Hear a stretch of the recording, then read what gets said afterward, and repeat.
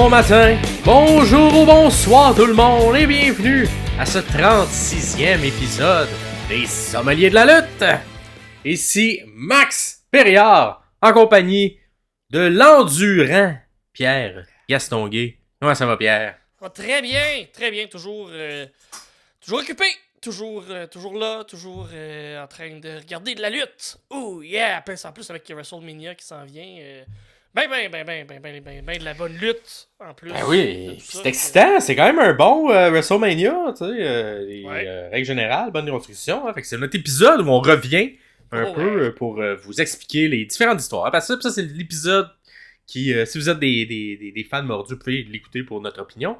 Mais si vous avez des amis qui écoutent moins souvent la lutte, mais que là, hey, à WrestleMania, on se fait un party, plus des casual fans, mais c'est le genre d'épisode que vous pouvez leur envoyer pour qu'ils soient mis à jour des derniers mois, de toutes les histoires, qu'ils comprennent okay, qui compte qui, pourquoi ils se pognent contre, qu'est-ce qu'ils aiment. Ouais. Oui, des fois, il y a le petit vidéo package, mais là, vous allez pouvoir avoir en plus le pouls du public, qui sont absolument moi et toi, Pierre. De comment on a perçu toutes ces choses-là, qu'est-ce qu'on a aimé, qu'est-ce qu'on a moins aimé dans la construction des matchs. Et des fois, c'est pas parce qu'une construction est bonne que le match va être bon, c'est pas parce qu'une construction est mauvaise que les matchs seront mauvais. Voilà. Mais quand même, ça joue dans l'excitation de se rendre jusqu'au match. Puis je pense ultimement quand même un bon build de WrestleMania, parmi un des bons que j'ai vécu moi dans ma vie. Sinon, toi, Pierre, dans ta vie, qu'est-ce qui se passe? J'ai toujours, vous voyez en bas dans l'écran, dans le coin, la chose.ca. Ma compagnie, on offre des ateliers. Si vous avez vous travaillez pour une compagnie puis vous vous dites, hey, il me semble que c'est plate à la job. Il me semble que j'aimerais ça rajouter, je sais pas, de l'humour, rajouter de la légèreté, rajouter du plaisir à la job. Ben, vous allez sur lachose.ca. Vous regardez, là, on offre des ateliers d'humour, comment incorporer l'humour au travail. Et présentement, on a un nouveau produit qui sort prochainement. Pas mal là, parce que c'est moi qui le donne, l'atelier. Là. Fait que c'est axé sur le service à la clientèle. Donc, comment incorporer, comment maximiser ou comment peaufiner. J'ai pas encore trouvé dessus. Il est en travail, ce produit-là. Mais comment bien faire le service à la clientèle. Et avec l'humour dans tout ça. Inclure l'humour dans le service à la clientèle. J'ai une quinzaine d'années d'expérience dans le service à la clientèle, dans du one-on-one, au téléphone. J'ai tout fait, c'est pour ça que je suis mort en dedans. Fait que, voilà, et l'humour t'a ramené, t'a ressuscité. L'humour m'a ramené à la vie, mais le service à la clientèle m'a un peu brisé quand même. Fait que, un expert dans le service à la clientèle et en humour, donc vous pouvez nous contacter pour des ateliers qu'on peut adapter à vos besoins, à vos demandes aussi. Dans votre compagnie, ça peut se faire via Zoom, ça peut se faire en présentiel, peu importe vous êtes où. Au Québec, on se déplace. C'est sûr que si vous êtes à Gaspé, on paye un peu plus cher parce qu'il faut que je me déplace. Mais je serais capable de le faire. Pareil, donc sinon, ben, nos informations sont là. Vous envoyez un petit courriel. On peut même... je ne mettrai pas mon numéro de téléphone là, dans l'écran, là, mais si jamais, il y a moyen de prendre contact. Fait que c'est ça, lachose.ca. Sinon, de ton côté, Maxime, le travail? Ben, le travail, mais surtout, grosse nouveauté qui s'en vient, moi, de mon côté, dans les prochains mois, prochaines années même. Ça va être l'histoire écrite à long terme parce que en fait, j'en parle sur le podcast, mais je vais avoir un bébé au courant des prochains mois. Donc cet été, on attend notre premier enfant, moi et ma copine. Bravo. On est très excités, tout ça. Et que là, on est comme dans la phase un peu de voir beaucoup de choses en même. Fait que tu sais, au-delà du travail, au-delà du podcast, au-delà de tout ça, la vie, ça fait partie de la vie. Quand je dis j'ai des longues semaines de vie, le bébé fait partie de la longue semaine de vie. Fait que c'est ça, là, pour l'instant, là, on est comme dans l'espèce de...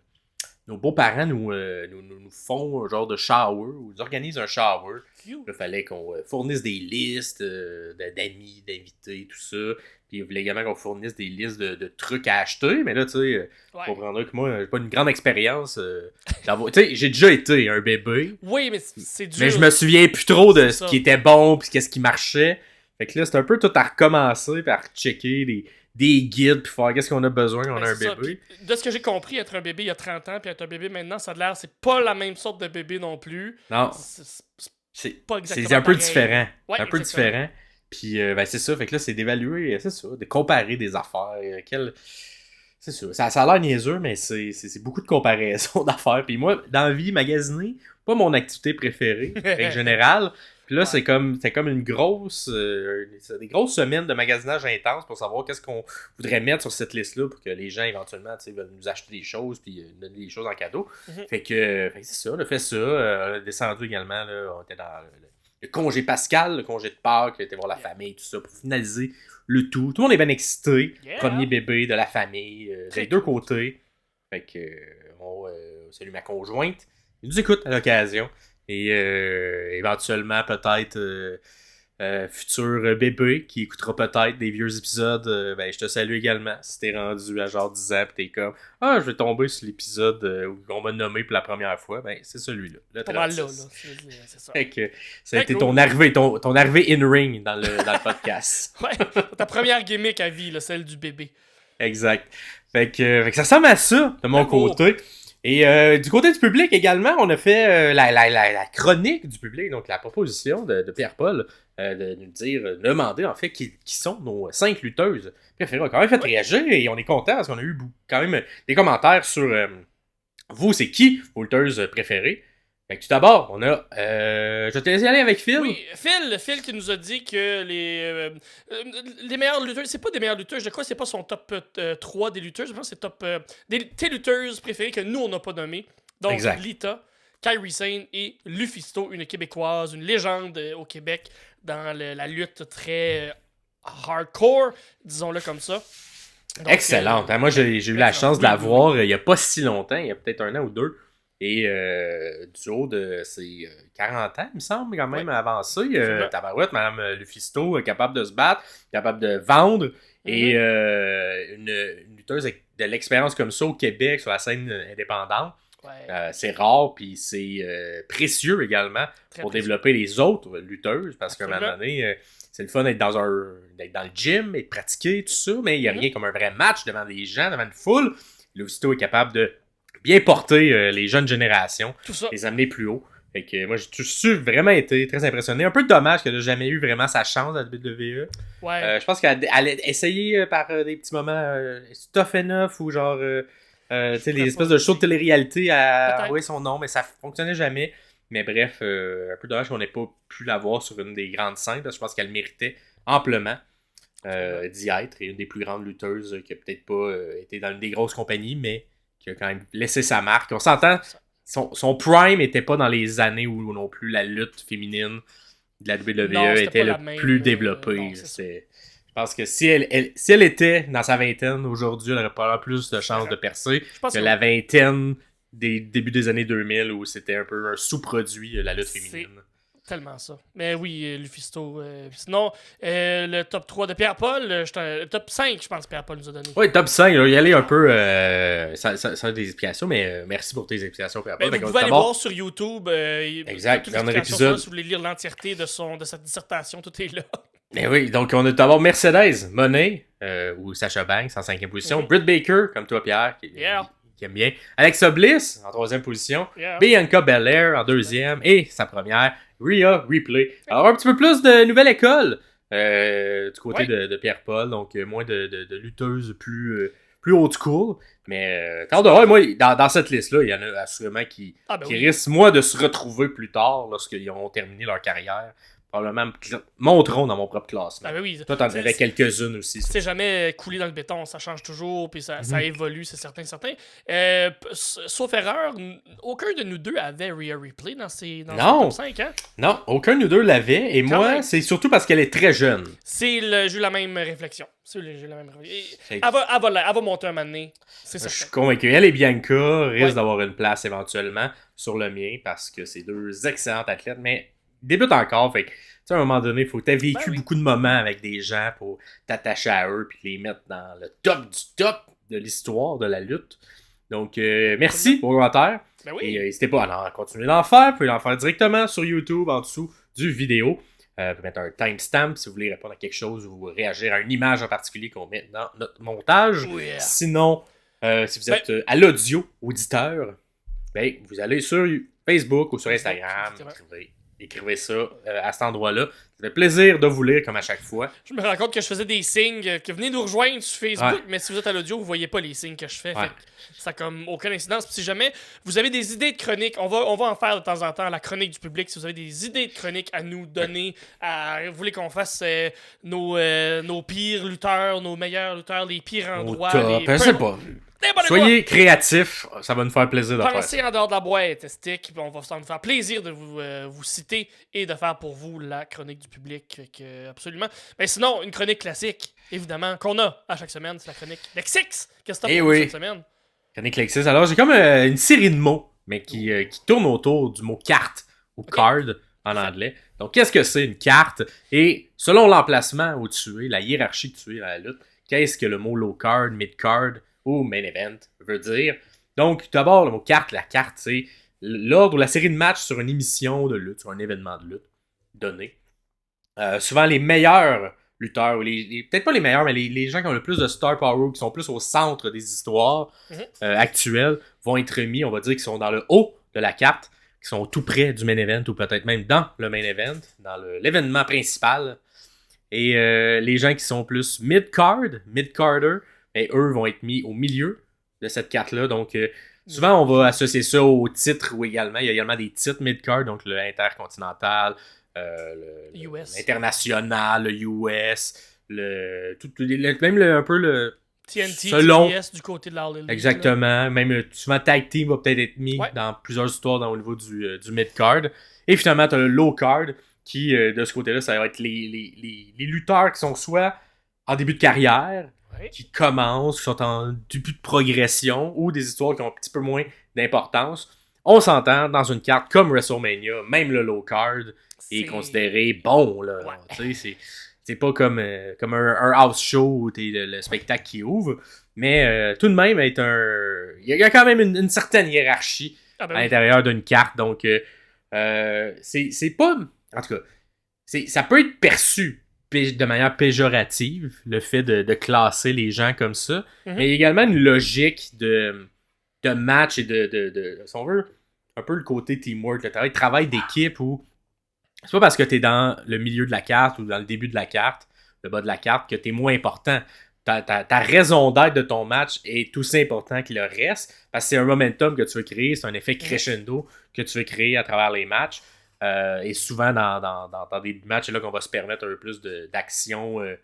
Le match hero est très important pour mettre le public dedans, ouvrir le spectacle. Et c'est un peu la même chose en humour. Moi, plutôt, on fait de l'humour dans la vie. Et on a un peu cette hiérarchie-là, la personne qui va closer. On va appeler dire quelqu'un qui close en humour, quelqu'un qui rouvre et qui close. C'est également important. Puis tu vas mettre des gens qui sont soit qui essaient des nouvelles choses ou qu'on a un peu moins vu dans le milieu, pour essayer également de protéger, si on veut, ces personnes qui performent, parce que quand tu es moins habitué ou quand tu as moins d'expérience, ben, d'avoir quelqu'un de solide qui te suit ou qui te précède, ben, ça l'aide d'avoir une belle rampe de lancement pour ton numéro à toi. Ouais, une lampe de lancement, c'est pas la même affaire. Mais puis oui, parce que des fois on se fait comme le lutteur, comme le Ricochet, on voudrait le voir main event. Mais la solidité d'un mid-card supporte la solidité d'un main event et ainsi de suite. Donc, le low-card, la force du low-card va supporter le mid qui va supporter. Fait que, tout ça fait du sens. Puis des fois, on peut ne pas comprendre, nous, du point de vue du téléspectateur, pourquoi tel est mid, pourquoi tel est low, pourquoi tel est main event et tout ça. Ça reste que dans la tête du booker, on l'espère, la tête du booker, la tête des gens dans un pouvoir décisionnel. Il y a une logique, puis c'est essayé de faire de la bonne façon pour que tout soit logique. À nommer qu'il y a aussi des titres, des fois, qui se retrouvent dans le low card, comme le 24/7, qui est vraiment pas un titre qui vaut la peine, finalement, mais qui existe quand même. Fait que, il y en a vraiment à tous les niveaux. Puis s'il y avait seulement des main events, de la qualité main event sur une carte, après 2 matchs, tout le monde serait brûlé tout le temps. Fait qu'il y a aussi cette logique-là d'être capable de bien pacer son pacing, de bien calculer l'ordre des matchs pour un français plus normal. Puis des fois, justement, ça va peut-être être... vous allez nous entendre critiquer des fois l'ordre de match, où on se dit, peut-être que ce match-là, on l'aurait mis plus tôt, on l'aurait mis plus tard, parce que c'est pas non plus on pourrait dire, avoir un match excellent, qui est supposé être excellent également sur papier, mais de le mettre dans une position de low card, je trouve que ça nuit également à l'ambiance générale du pay-per-view, parce que là, les matchs qui suivent ce match excellent-là vont avoir de la misère à remonter, parce qu'il était trop fort. Fait que vous auriez peut-être dû le mettre plus haut sur la carte, plutôt que le mettre 2 ou 3e quand ça vole le show. Là, est-ce que tu as des lutteurs ou lutteuses qui t'ont marqué, toi, ou qui ont eu la majorité de leur run dans le low card, mais qui étaient marquants de manière positive là, de ton côté? Ben, il y a toujours R-Truth, il est plus mid-card, mais il a toujours quand même traîné. Ben, il est low card, mid-card. Ouais. Fait que R-Truth, pour sa longévité puis pour le travail qu'il est capable de donner, peu importe si on lui donne, peu importe où on le place, il va être capable de tirer son épingle du jeu, puis être capable justement, vu qu'il est bon, vu qu'il est constant, vu qu'il est fiable, il va passer, il montera jamais dans le main event, mais il va toujours passer d'un mid-card à un low-card de façon très organique. Fait que pour moi, R-Truth, je pense que c'est le ultimate personne que peu importe si on lui pitch, va être capable de bien rebondir. Puis son personnage est tellement défini maintenant, puis il est tellement parfait, il est tellement bien placé que il est quasiment perméable à peu importe si on va lui donner. De ton côté, ça ressemble à quoi? Ben, de mon côté, je pense que je vais y aller dans une... c'est vraiment au tout début, quand j'ai commencé à écouter la lutte, même pas encore de manière assidue, mais il y avait toujours un lutteur qui me fascinait, et que je le trouvais tellement meilleur, et qui était mon préféré. Même, j'ai même dire qu'il était mon préféré à cette époque-là. J'ai commencé, c'est Dean Malenko, qui était toujours positionné à des endroits low card sur la carte, mais qui est tellement incroyablement bon dans le ring. On était dans une autre époque, évidemment. M. Malenko est un peu plus petit. C'est ça. Exact. Il était plus petit, mais ce qu'il était capable de faire sur le ring, si Malenko avait eu sa carrière dans les années 2010-2020, d'après moi, aurait été beaucoup plus haut et aurait été un potentiel main eventer. Mais à cette époque-là, malheureusement, le low card était dicté un peu plus sur le physique des gens.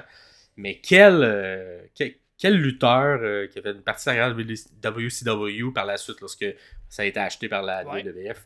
Fait des runs, mais tout le temps resté un peu dans les titres low card, à ouvrir des matchs. Mais tellement bon, tellement solide. Et, juste mal, la mauvaise époque qui était en avance, 20 ans en avance sur son temps. Ah, vraiment. Comme un Eddie Guerrero qui est en avance sur son temps, un peu dans le même style, mais qui a réussi à trouver un personnage, trouver sa niche. Donc, ben oui. Fait que lui, ça serait mon ultime low card que je trouvais qu'on n'a jamais pu toucher, mais évidemment. Un Chad Gable de nos jours, il y en existe encore dans le même type Chad Gable de position. Qui réussit à monter dans la carte, puis on va peut-être en parler tantôt dans un certain match où il va avoir un apport, peut-être, qui sait. À voir. Alors, deuxième chronique. De ton côté, ça va être fait farfelu cette semaine? Des petits faits farfelus que j'ai sortis cette semaine. Je me suis dit, qui le fait mieux, les faits farfelus? C'est Pierre, tabarnak. Je vais faire des faits farfelus basés sur WrestleMania. Des petits faits. J'y vais comme ça. Là, je commence. Bayley n'a jamais défendu un titre en simple à WrestleMania, dans le sens où elle n'a jamais défendu son titre 1 contre 1. À WrestleMania, ça a tout le temps été dans des groupes, avec plusieurs personnes. Si je ne me trompe pas, elle a participé à 4 matchs, dont 3 où elle défendait un titre. Si mes recherches sont bonnes. Je suis sur Wikipédia, maintenant je ne suis pas journaliste non plus, là. Mais je crois que c'est véridique. Ça m'a quand même étonné de faire comme, OK, ouais, c'est... on lui fait confiance, mais on l'entoure peut-être pas. Puis je pense que ça reflète un peu... ce qu'on voit cette année, même si là on a réussi à la mettre dans un match en simple contre c'est pas que la ceinture par exemple. De toute façon, on pourrait revenir tantôt, on va en parler de toute façon. Est-ce que ça t'étonne, cette statistique t'étonne, vu que Bayley c'est une de tes prefs là? Ben quand même, mais j'ai souvenir également que dans une époque qui est quand même pas si lointaine, puis même encore aujourd'hui, tu sais, les femmes n'ont pas la même place, si on veut, que les hommes, même si ça s'est beaucoup amélioré. Ce qui fait que souvent, les matchs vont être... On va caser un petit peu plus de lutteuses dans le même match que ce qu'on pourrait faire ou ce qu'on oserait faire. Juste Ben exact. Ben, tu sais, le premier main event qu'il y a eu de femmes dans l'histoire de WrestleMania, il était 3, avec Ronda Rousey qui amenait un peu le star power, mais surtout Becky Lynch. Tu sais, on aurait pu avoir Becky Lynch contre Charlotte Flair, 1 contre 1. Bon. Mais les idées de rajouter la petite épice de star power que Ronda amenait. On s'en va un peu ailleurs, on s'en va vers quelque chose de plus Et on le voit cette année, les deux matchs pour la ceinture féminine sont des matchs simples, les deux. Donc, et par la suite, on a un match à plusieurs pour essayer de caser toutes les autres bonnes lutteuses. Et à voir s'il y en a d'autres qui s'ajouteront également d'ici ou qui sont sur l'autre thème le jour même. Il reste encore une grosse semaine. On est jeudi. Il nous reste. Non, pas tant de temps que ça, finalement. Stone Cold Steve Austin n'a jamais défendu son titre à WrestleMania. OK. Jamais. Avec toujours des gros matchs mémorables, mais sans son titre. Sans son titre. Jamais. Exactement. Il s'était déjà battu pour, mais il l'a jamais défendu. Okay. Il y a eu un seul cage match qui a été présenté à WrestleMania. Donc, un vrai cage match avec pas de top. C'était King Kong Bundy contre Hulk Hogan à WrestleMania 2. Avant mon temps. Oui, exactement. Fait un petit bout. Le main event, qui n'était pas pour un titre, c'est arrivé 7 fois dans l'histoire. Il y a eu entre autres Hogan contre Sid à WrestleMania 5, 6, 7, 8. C'est en chiffre romain, il faut que je compte. Ouais. Il y a eu Lawrence Taylor, le joueur de football, contre Bam Bam Bigelow. WrestleMania 11, qui n'est pas un des plus mémorables. Ouais. Shawn Michaels contre Taker. Rock contre Cena. Reign contre Taker. Styles contre Taker. Ouais. Ça, c'était leur film, là, la vidéo, c'est ça. Le match. Ouais, c'est ça. Fait que, entre autres, il y a eu ces matchs-là. 3 fois, le Undertaker a fait partie du main event sans avoir de titre. Avec raison. Il est un peu. Taker est là, pas besoin de titre, là, on s'entend. Ben, c'est ça. C'est Taker, c'est Taker le titre. Et, il n'y a pas le surnom de Monsieur WrestleMania. C'est Shawn Michaels qui l'a. Mais c'est pas mal Monsieur WrestleMania. Ça venait un peu en duo un moment donné, là, ces deux-là, pour WrestleMania. Sinon, la dernière petit fait farfelu que j'ai pour vous, Ricky Steamboat a été le plus long. C'est lui qui a été le plus long. C'est lui qui a eu le plus longtemps entre des matchs à WrestleMania. J'ai réussi à le dire. Mike Rotunda a passé 8 ans entre 2 matchs. Edge et Flair ont passé 10 ans entre 2 matchs à WrestleMania. Flair parce qu'il a été travaillé ailleurs et Edge parce qu'il était blessé. Hogan, 9 ans entre 2 matchs à WrestleMania, donc toute sa run où il était méchant. Exactement. Le Hitman, Bret Hart, a eu un énorme 13 ans entre 2 matchs à Mania. Son match de retour, pas le plus mémorable. Moyen. Mais c'était là pareil, ça reste que c'est un match. Ricky, The Dragon Steamboat. Un match, ça.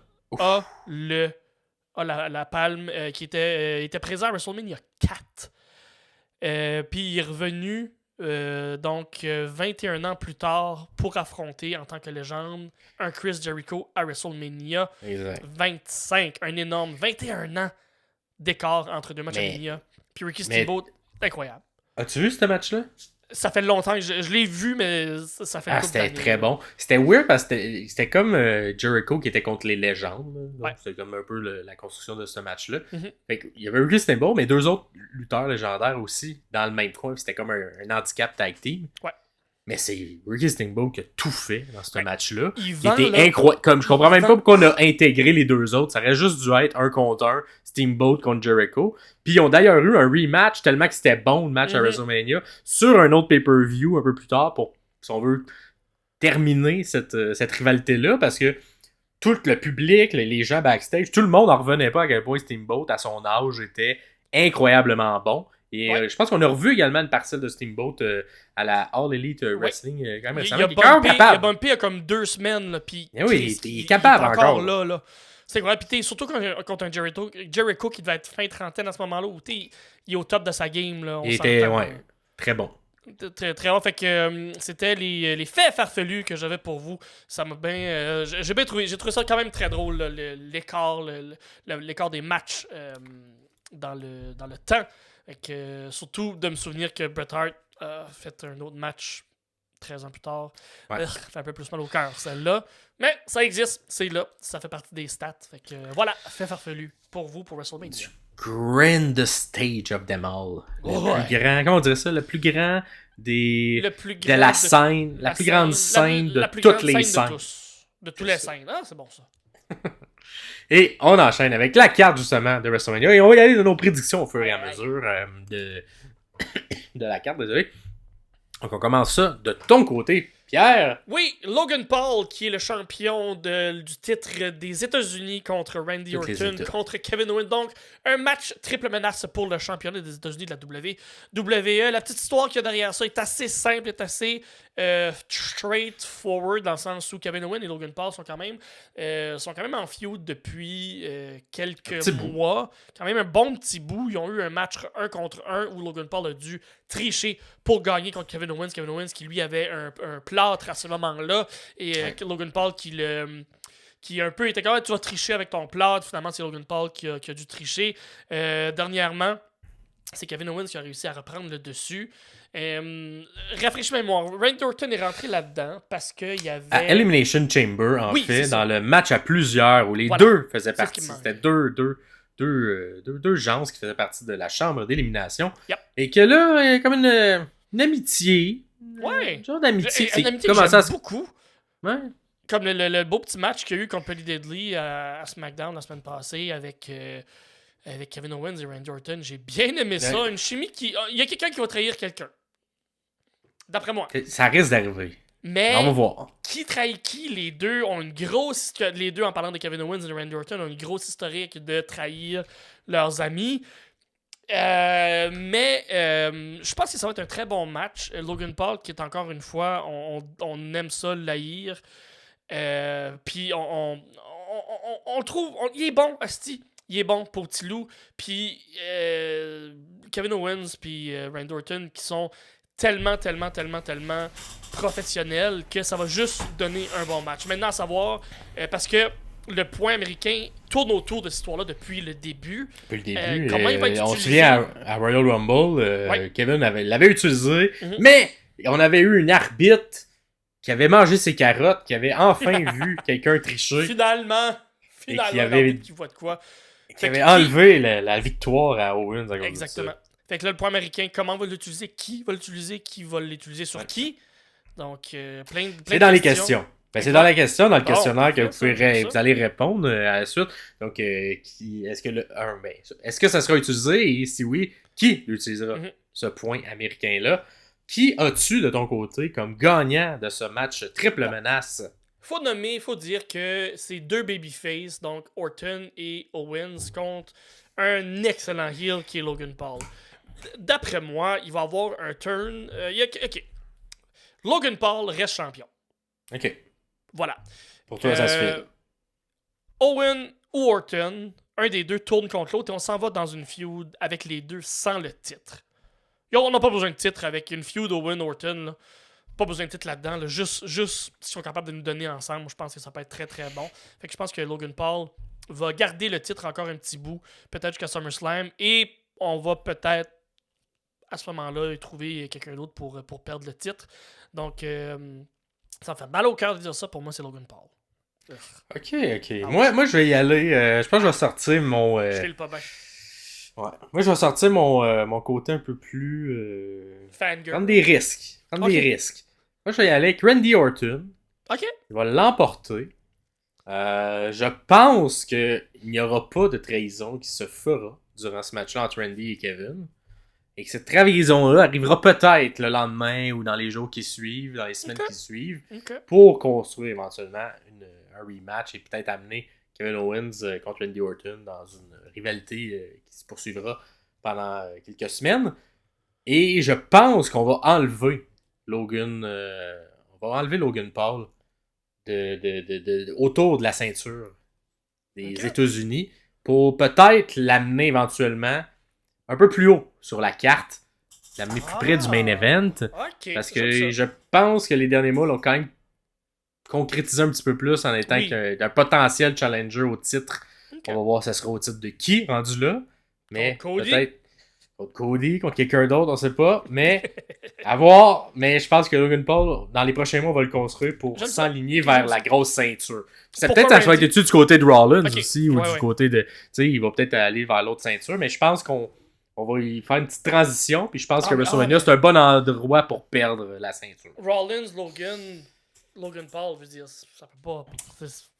Ben, ça peut se faire, mais ça peut se faire sans ceinture, ça peut se faire avec une ceinture, laquelle des ceintures, tout se peut, mais moi je vais y aller avec Randy, parce que je trouve aussi que son retour, il est quand même bon, je pense qu'on va vouloir le remercier. Ouais, c'est ça. Okay. Tu sais, puis je trouve qu'il look avec une ceinture Randy, peut-être avoir un petit run mid un peu mid-card. Ouais. Fait que je vais aller avec Randy. Parfait, j'aime ça. Par la suite, le prochain match qu'on a, c'est l'ordre mondial latino. C'est une traduction, mais c'est le NWO. Le Latino World Order contre le clan, pas dans le clan, là, parce que c'est Santos Escobar, il est le chef de son propre clan, contre Dirty Dominic Mysterio. Et les deux représentants de la LWO, c'est Rey Mysterio, qui était pas mal le chef, et un nouveau dans le clan qui vient d'arriver tout récemment, mais qui a quand même qui est tourné autour, si on veut, de Rey Mysterio au cours des... Mais même à NXT, ils ont eu une chimie, une espèce de match ensemble où Rey également encourageait. Mais Dragon Lee, qui est rendu dans la LWO et qui fera office de partenaire à Rey Mysterio contre son propre fils et Santos Escobar, qui sont un peu une histoire construite sur genre mon vrai fils et mon fils spirituel, qui est Santos Escobar. Ouais, on a construit ça depuis l'an dernier, un peu, toute cette histoire-là.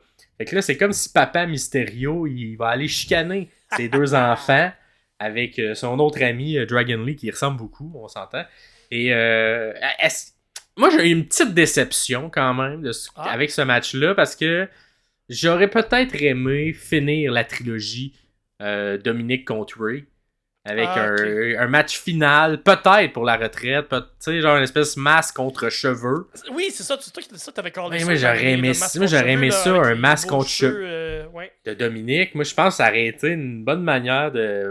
peut-être ça va se faire plus tard, peut-être que Rey, il y en a encore dans le réservoir, puis il veut garder ça pour un prochain Mania ou un prochain pay-per-view. Absolument. Mais je trouvais que ça s'écrivait tout seul, ce match-là, de père-fils, un contre l'autre. Bon, on va ajouter d'autres éléments.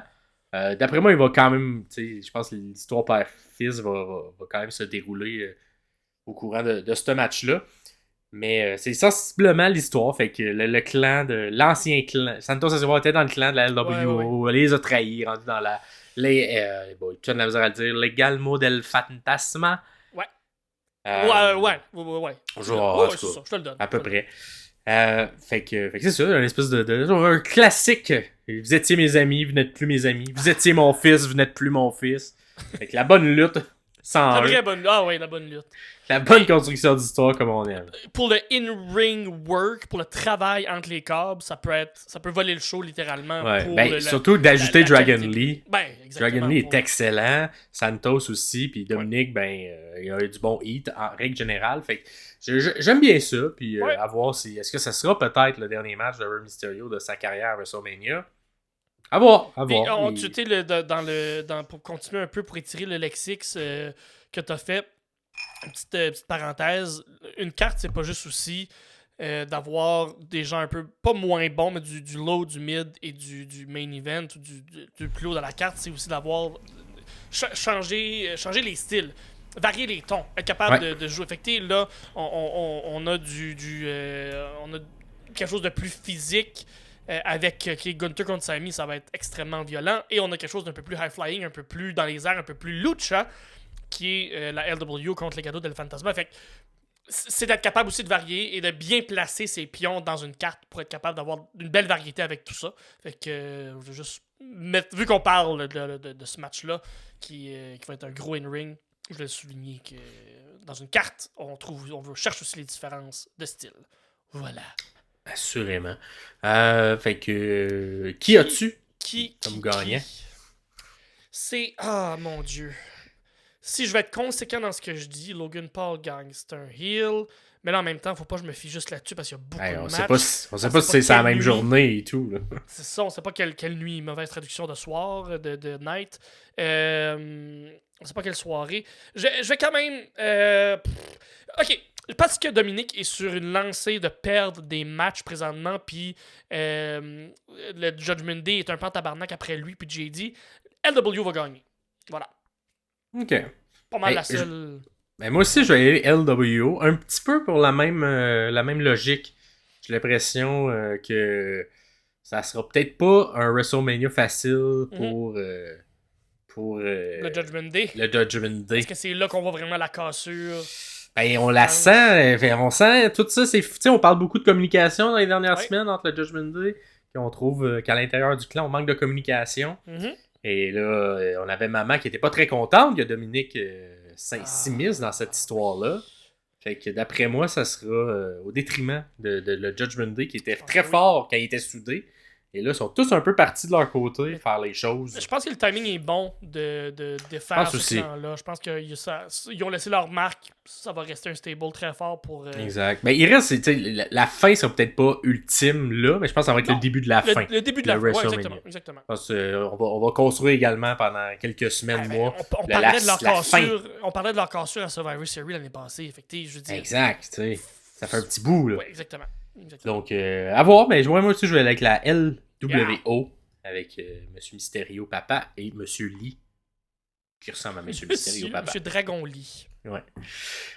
Prochain match sur notre pacing, mais qui est peut-être pas le prochain match sur la carte. Pour vous dire, nous, on défile là, ce qu'on a comme match, mais on n'a pas mis une soirée 1, soirée 2. On y va. Comme il tombe sur notre feuille. Io Sky qui est la championne contre Bayley pour le match. Un match en simple, le championnat féminin de la WWE. Un match qui peut être excellent. Io Sky qui est une grosse...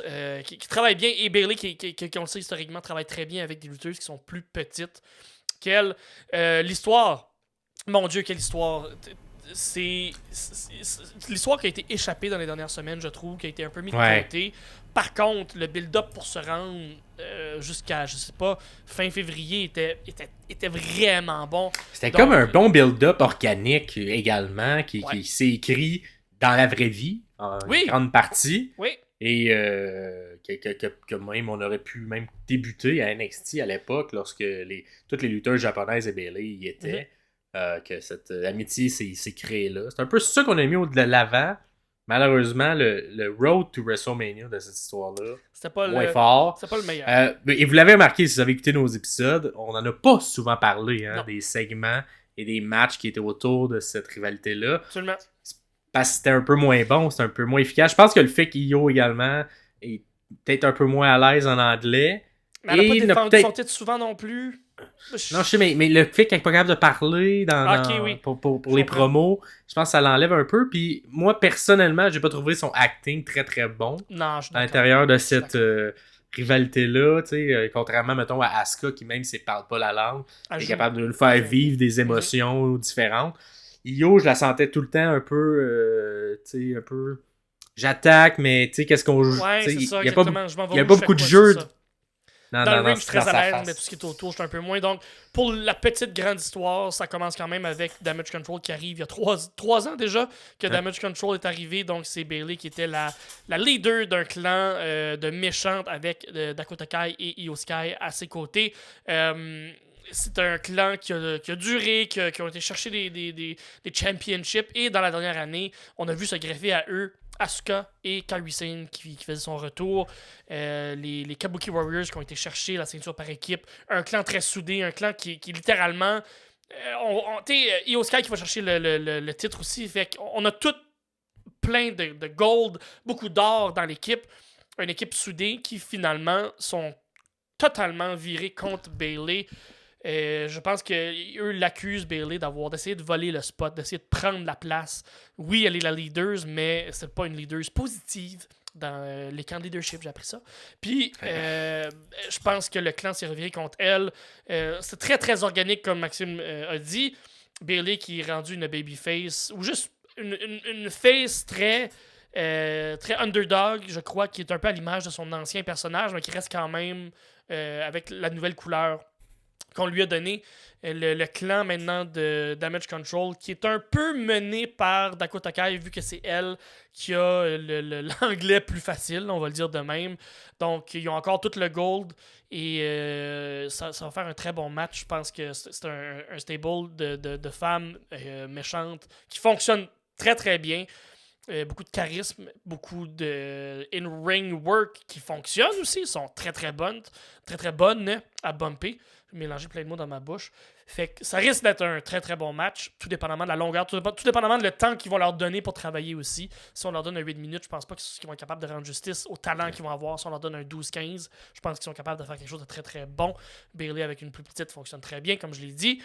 Maintenant, qui j'ai de mon côté? Tu vas me demander, Max, j'imagine, qui je vois comme gagnant. Je pense que Bayley va aller chercher la ceinture. Je pense qu'on est rendu là dans l'histoire. Maintenant, avec une Asuka qui est blessée, je sais qu'il ne faut pas regarder ça. De ce côté-là, est-ce que Damage Control, un peu comme dans l'ombre du Judgment Day, va complètement se dissoudre? Va changer un peu? Est-ce que les filles vont tous aller en simple par la suite? Je sais pas, mais ce que je sais dans cette histoire-là, c'est que Bayley est dû pour un championship, pour un championnat, pour une run comme gentille avec une ceinture, puis une championne, je l'espère, qui va se battre à chaque semaine ou à chaque 2 semaines, puis qui n'aura pas peur de l'adversité, puis qui va vraiment, là, un gros règne là, de 8 mois, 8 mois, 1 an, là, ou à se bat presque chaque semaine. J'aimerais vraiment ça, là, qu'elle soit capable de démontrer toutes ses qualités dans le ring, parce qu'on l'a moins vu se battre dernièrement. Je pense que c'est à cause des blessures, bien évidemment. Je pense qu'on l'a peut-être justement préparé à reposer son corps pour être capable d'avoir une grosse run. Bayley pour moi de mon côté. Oui, puis moi aussi, je vais avoir Bayley de mon côté. C'est également, tu sais, peut-être la première fois du ring d'Io depuis qu'elle a caché son Money in the Bank pour remporter la ceinture, qu'on sent le titre réellement en danger dans le ring de Io. Malheureusement, peut-être un ring qui passera pas à l'histoire. Un ring qui était très caché dans le clan. C'était pas elle qui avait la ceinture, mais c'est le clan qui avait la ceinture, j'ai l'impression. Et c'est un peu dommage parce que à l'époque de NXT, elle était vendue très forte et on mettait beaucoup de l'avant son côté athlétique dans le ring, beaucoup plus que le côté micro, tout ça. Oui. Alors que j'ai l'impression qu'on a peut-être... Je sais pas si c'est par manque de temps, parce que bon, les épisodes de SmackDown sont 2 heures, sont moins longs. Peut-être qu'on aura je pense que c'est une championne qui aurait mérité d'avoir plusieurs matchs comme au courant du mois pour builder sa réputation in-ring. Ce qu'on lui a pas donné et qu'on a essayé de mettre à travers des promos, mais que c'est pas sa force. Fait que, bon, je pense c'est le classique, un match qui a été mal construit, mettons, dans le road, mais qui va peut-être voler le show lors de la soirée parce que c'est 2 excellentes lutteuses. Fait que je vais y aller avec Bayley. Est-ce que tu penses que Damage Control, une des membres de Damage Control, interviendra dans ce match-là? Qui, selon toi, interviendra? Ou Dakota. Dakota va intervenir et ça sera pour aider Io. Oui, absolument. Mais ça ne fonctionnera pas. Ça ne fonctionnera pas. Bayley... elle savait, peut-être quelqu'un du passé de Bayley va venir l'aider, ou je sais pas. En même temps, Mercedes Moné est signé l'autre bord, fait que ça sera pas elle, mais non, elle va être capable toute seule, comme une grande fille, de se débarrasser des plaies, là, puis de gagner le championnat. Ouais, je pense également, tu sais, il va y avoir une intervention de Damage Control. Je pense qu'on va vraiment comme peut-être boucler la boucle là, à travers tout ça, et Bayley qui surmonte tout le monde, bat tout le monde dans le Damage Control pour avant de gagner elle-même la ceinture. On va y aller vers un booking comme ça, à voir, c'est pas de raison ou pas. Vous pourrez nous le dire également, vous, ça dans les commentaires ou en répondant directement au questionnaire. On enchaîne avec l'autre match féminin, qui sera-t-il le même soir ou non, on sait pas, mais Rhea Ripley, qui est la championne, qui défend son titre contre Becky Lynch. Un match en simple, encore une fois, pour championnat du monde féminin. Donc, c'est le championnat de la WWE, ça c'est le championnat du monde féminin. Exact. Donc, exactement. Et Rhea qui est invaincue depuis l'an dernier à WrestleMania, où elle avait remporté la ceinture. Est-ce qu'elle réussira, comme un dénommé Roman Reigns a fait à plusieurs reprises, de faire le tour du calendrier et garder sa ceinture, ou on ira d'un changement de titre? Rhea Ripley, championne. Une histoire construite quand même depuis quelques temps. On a déjà commencé à semer quelques graines, même avant Royal Rumble, où on sentait Becky, qui, justement, ça faisait un petit peu, avec le recul, un petit spoiler avec elle qui gagne le Royal Rumble. Où elle, bon, elle n'a pas gagné, mais qui était dans le top 4 et qu'éventuellement, bon, on a fait le chemin du Elimination Chamber et que ça a comme un peu tout spoilé ça, parce que avant même le Rumble, on avait l'impression que c'était déjà calé ce match-là. Ouais, exactement. Fait que même si c'est pas à travers le Rumble qu'elle l'a eu, puis finalement sur Elimination Chamber, elle a finalement c'est finalement rendu parce que l'histoire était construite depuis longtemps entre les deux. On voulait un match 1 contre 1 entre Rhea et Becky. Du beau travail de micro entre les deux quand même, là, des beaux segments. Ouais, ça des bons segments. Et justement, on a laissé plus de temps, j'ai l'impression, à cette rivalité-là de se construire, y compris in-ring, parce qu'on a eu Nia Jax comme si on veut, qui était l'électron libre autour des deux autres, là, tu sais, que les deux se servaient de Nia Jax pour un peu s'élever elle-même, et qu'on s'entend Nia faisait son rôle un peu de stepping stone pour les deux, donc servait d'appui pour que les deux soient plus fortes. Fait que Rhea a battu Nia et Becky a également battu Nia.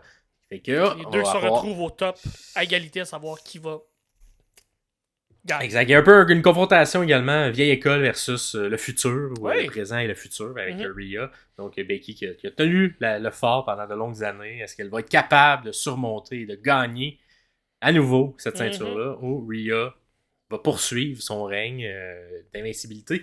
Je pense également un des premiers matchs de Rhea on sent vraiment que la ceinture est plus en danger. Ouais, un peu plus de danger depuis un an. On la vendait très très forte et les adversaires n'étaient peut-être pas vendus aussi fortes qu'elle. Becky est la première adversaire qui est vendue très forte également. Donc, à voir, ça s'en va vers où. Qui as-tu de ton côté comme gagnante? Bon, ça, je trouve ça difficile. Parce qu'il y a beaucoup d'éléments là-dedans qui peuvent venir jouer. Est-ce que Charlotte pourrait revenir à ce moment-là et venir coûter la victoire à quelqu'un? Je sais pas. Est-ce qu'une Charlotte... On s'entend, Charlotte, elle a eu des rivalités avec les deux, là. Exactement. Elle gravite autour de Rhea depuis que Rhea est à la WWE. On a eu beaucoup d'échanges, et Becky et Charlotte également. Fait pour aller d'un côté comme de l'autre, ça allait intervenir. Est-ce que Charlotte pourrait même, parce que la WWE fait ça de temps en temps, le soir même, rajouter quelqu'un dans le match, donc les deux entrées, et là... on entend la chanson de Charlotte, puis elle se rajoute là, dans le match. Peut-être. J'aimerais pas ça, mais... j'aimerais pas ça. Pour le match que ça donnerait, peut-être. Mais encore là, bref, je sais pas. L'autre élément qu'il peut avoir, c'est que... Rhea Ripley a fait une tangente depuis une couple de mois où on sent qu'elle veut retourner, s'en aller vers un turn pour être face, pour être gentil, elle veut tourner. Becky Lynch, est-ce qu'elle a besoin d'un titre présentement? Est-ce que si Rhea garde le titre, concrétise ce turn-là, surtout si le Judgment Day perd tous ses titres, est-ce qu'elle va complètement se dissocier et on va être capable de l'apprécier à sa juste valeur? Est-ce que Becky Lynch... est-ce qu'elle a besoin d'un titre présentement? Moi, je pense pas... je pense pas que là, elle a besoin d'un titre. Je pense pas que Becky Lynch elle a déjà un aura, elle a déjà tout ce qu'il faut pour être capable, pour rester active, pour rester, je veux dire, relevant, mais pour rester... pertinente. Pertinente, merci beaucoup. Fait que pour toutes ces raisons, puis toutes des raisons qui sont très pas claires là, dans ma tête, je vais quand même dire Rhea Ripley. Je pense qu'elle peut encore faire un petit bout avec le titre. Puis j'espère concrétiser son tournage vers une gentille. Je pense. OK. Parfait. Ça va être compliqué parce que là, Becky, dans cette histoire-là, va rester gentille aussi, selon toi. Mais, ça sera pas Becky qui va tourner méchante, tu sais. Ben, je sais pas exactement de comment ça va être fait. Mais si on commence un match où c'est clair que Becky est gentille et que Rhea est méchante, puis plus le match avance, plus les deux changent de rôle. Ça, je trouve ça très intéressant qu'on nous raconte ça dans le match. Maintenant, ce qui se passe dans le match et ce qui se passe à l'extérieur, les personnages, un n'explique pas l'autre, dans le sens où, même si les rôles changent dans le match, on peut sortir du match et les deux gardent le rôle initial. Mais est-ce que c'est le début d'un vrai turn, ce qu'on attend depuis 6 mois? Je sais pas. Mais je reste que c'est quand même Rhea Ripley pour moi. Okay. Moi aussi, je vais y aller avec Rhea Ripley. Un peu pour l'explication que tu as dit de Becky qui n'a pas besoin du titre. Okay. Moi, j'étais au même endroit. Rhea, j'ai l'impression qu'on a eu tu sais, genre 50 Shades of Grey, mais on a juste une Shade of Grey de Rhea dans ce ring-là. On peut avoir plus, là. Exact, j'ai l'impression que moi aussi, on va peut-être offrir une autre couleur à ce personnage-là. Comme on fait souvent dans des longs règnes, une première année qui est soit gentille ou méchante, et ce qui se poursuit devient de l'autre côté. Puis On a je dis Punk qui a tourner, fait là. ça, on a un Reign qui a fait ça, on a Ouais. plusieurs qui ont fait ça. Je dis dans tourner, les mais années. c'est pas obligé de tourner pour qu'elle devienne un ultimate babyface. Elle peut tourner dans le sens où elle est Elle est juste un peu badass. moins. Elle est badass. Ça peut rester quand même à faire quelques mauvais coups. Elle peut quand même. Mais un changement de caractère. Un changement de façon de Fait faire. que moi, je vais y aller avec Rhea, moi, parce que je crois que on n'a pas encore tiré tout ce jus-là qu'on est possible d'avoir. Et je souhaite et j'aimerais que ce soit qu'on ait une rivalité Bianca Belair via Replay. Ah oui. Éventuellement, Dieu peut-être ce Seigneur. sera à SummerSlam, peut-être ce sera plus tard, mais j'ai l'impression que c'est ce qui manque à Rhea dans son parcours de championne. Becky est un peu la première. Une grosse rivalité, une vraie Exact. grosse rivalité. Quelqu'un qui va la suivre toute sa carrière. Et qui se suit sur plusieurs mots aussi. Là. On commence à. Ouais, On peut des matchs un contre un, mais ils ont beaucoup d'affrontements au micro. Mais ça ferait beaucoup du de- sens parce que Belair ne fait rien depuis un an. Exact. Fait que, tu sais, peut-être. Ça serait plus logique d'avoir peut-être Ouais. Bianca Belair enlever la ceinture à Rhea et de construire ça sur 1, 2, 3 mois peut-être.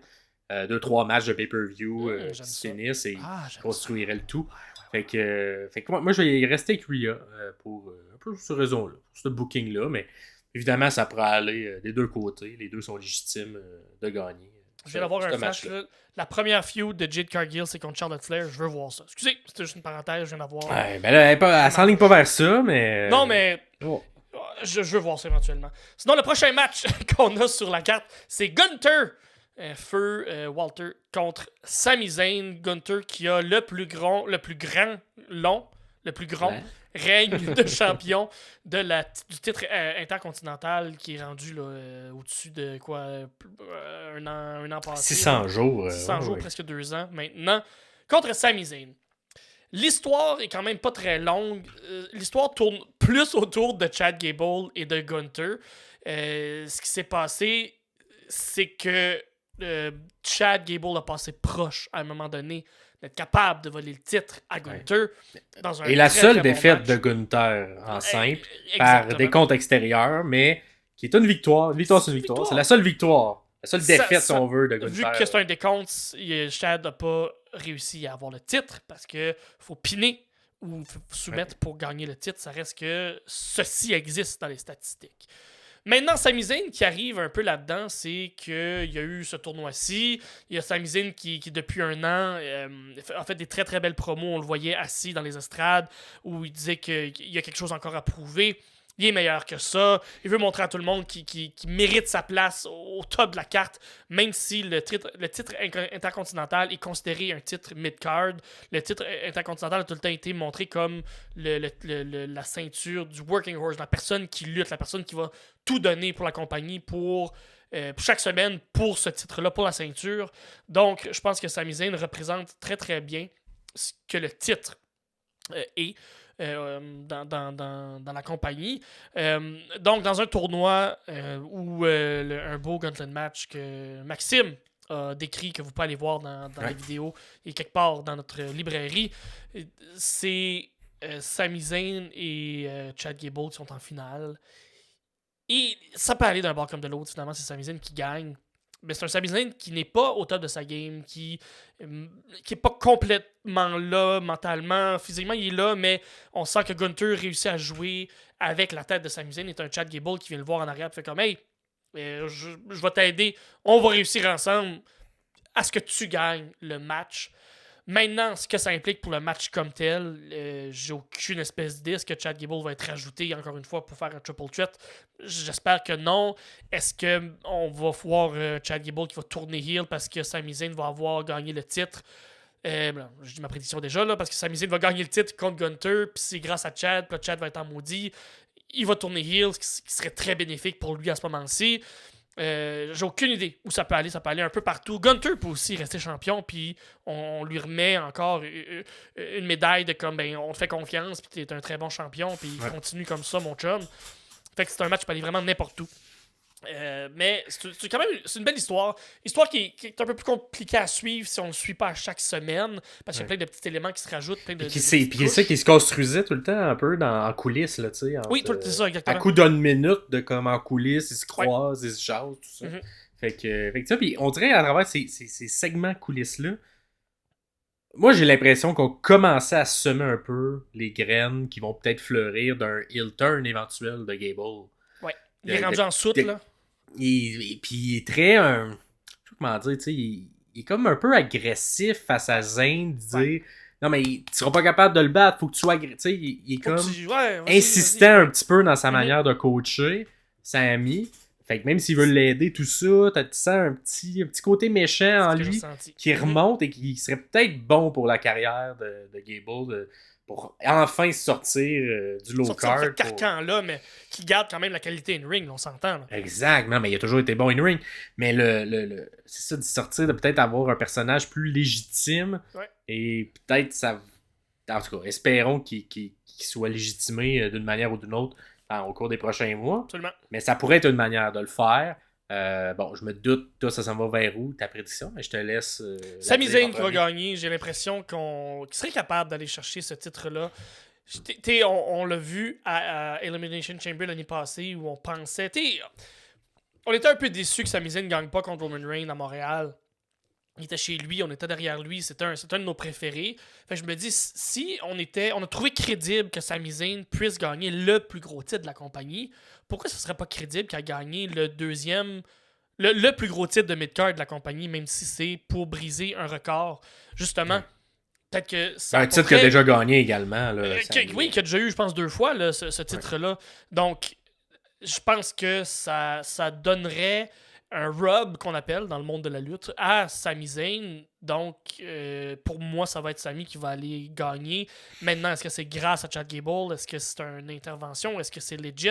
J'espère que ça va être clean, ça va être propre comme victoire parce que ce titre-là mérite ce genre de victoire-là. Puis Sami Zayn aussi, là, on s'entend. Ouais. Mais qu'une défaite également de Gunther maintenant... Au niveau où elle allait, vaut quelque chose, sert à quelque chose. Ouais. Fait qu'une défaite clean va faire que le lutteur qui va le battre, parce que si c'est Sami, va être élevé assurément parce que combien de lutteurs n'ont pas été capables. Puis Gunther lui est déjà rendu là. Il est déjà rendu à l'étape où il peut aller se battre contre un Roman, il peut aller se battre contre un Cody, il peut aller se battre contre un Seth. Il a démontré qu'il est capable, avec ce titre-là, de jouer avec les grands, dans la cour des grands. Fait que je pense que pour Gunther aussi, de passer à autre chose présentement, il a battu le record, parfait, good, on passe à autre chose. Pour Gunther aussi, de monter dans la carte, je pense que ça peut être très traité. Imagine, je dis n'importe quoi, mais un Drew McIntyre qui gagne le titre, puis à SummerSlam, c'est Gunther contre Drew McIntyre pour le titre le champion du monde. Tabarnak, c'est un calice de match, là, on s'entend. Fait que tout ça peut exister, tout dépendamment vers où on décide d'aller dans le booking. Mais pour moi, c'est Sami Zayn. Pour toi aussi, je devine. Non, moi, je vais y aller du côté de Gunther. Ouh. Ouais, on sera pas d'accord sur ça. Moi, je vais aller du côté de Gunther parce que j'ai l'impression que... Là, je suis vraiment dans... Il y a comme un mix... Il y a beaucoup de mix de beaucoup de choses là, dans ce que je vais dire. Okay. Mais Sami, j'ai l'impression qu'on se le garde en réserve. Okay. On le laisse légitime, mais on se le garde en réserve jusqu'à Money in the Bank qui sera à Toronto. Moi, depuis le départ, c'est ce que je crois qu'on s'enligne vers Sami Zayn. Même avec les promos qu'il y avait dans les estrades, tout ça, j'ai l'impression qu'on veut le construire pour ça et que ça fit avec son personnage. Et Gunther, moi je veux que ce soit Gable qui enlève cette ceinture-là. Fait que je pense qu'il va y avoir une intervention de Gable, mais je pense que ce sera durant le match et ce sera pour nuire à Sami Zayn, pour le maintenir, si on veut, dans son niveau d'Ultimate Underdog, et qui peut-être une rivalité entre Gable et Sami Zayn s'en suivra pour quelques mois, qui culminera jusqu'à Money in the Bank, qui seront les deux dans le match, et que par la suite ça se terminera, et que Gable par la suite poursuivra son chemin vers d'autres choses. Mais j'ose espérer que c'est ça. Le plan de Sami Zayn est plus long terme qu'il faut gagner là, cette ceinture-là. Parce que de la manière qu'on installait les promos, j'ai l'impression surtout qu'on le faisait en début d'année, j'ai l'impression qu'on visait un plan long terme avec ce type de promo-là. Et de faire non, mais on a juste fait ces promos-là pour qu'il gagne la ceinture à Mania, l'Intercontinental, qui semble, qui a été décidé quand même dernière minute un peu. J'ai l'impression que Gable faisait plus de sens. Fait que j'ai l'impression que c'est une manière de construire le personnage de Sami pour le long terme vers un Money in the Bank. Ça, c'est ma prédiction. Hey, il y a beaucoup de si là, dans ce que je dis. Là. Tabarnak, là. Ça fait du sens, mais il y a beaucoup de si.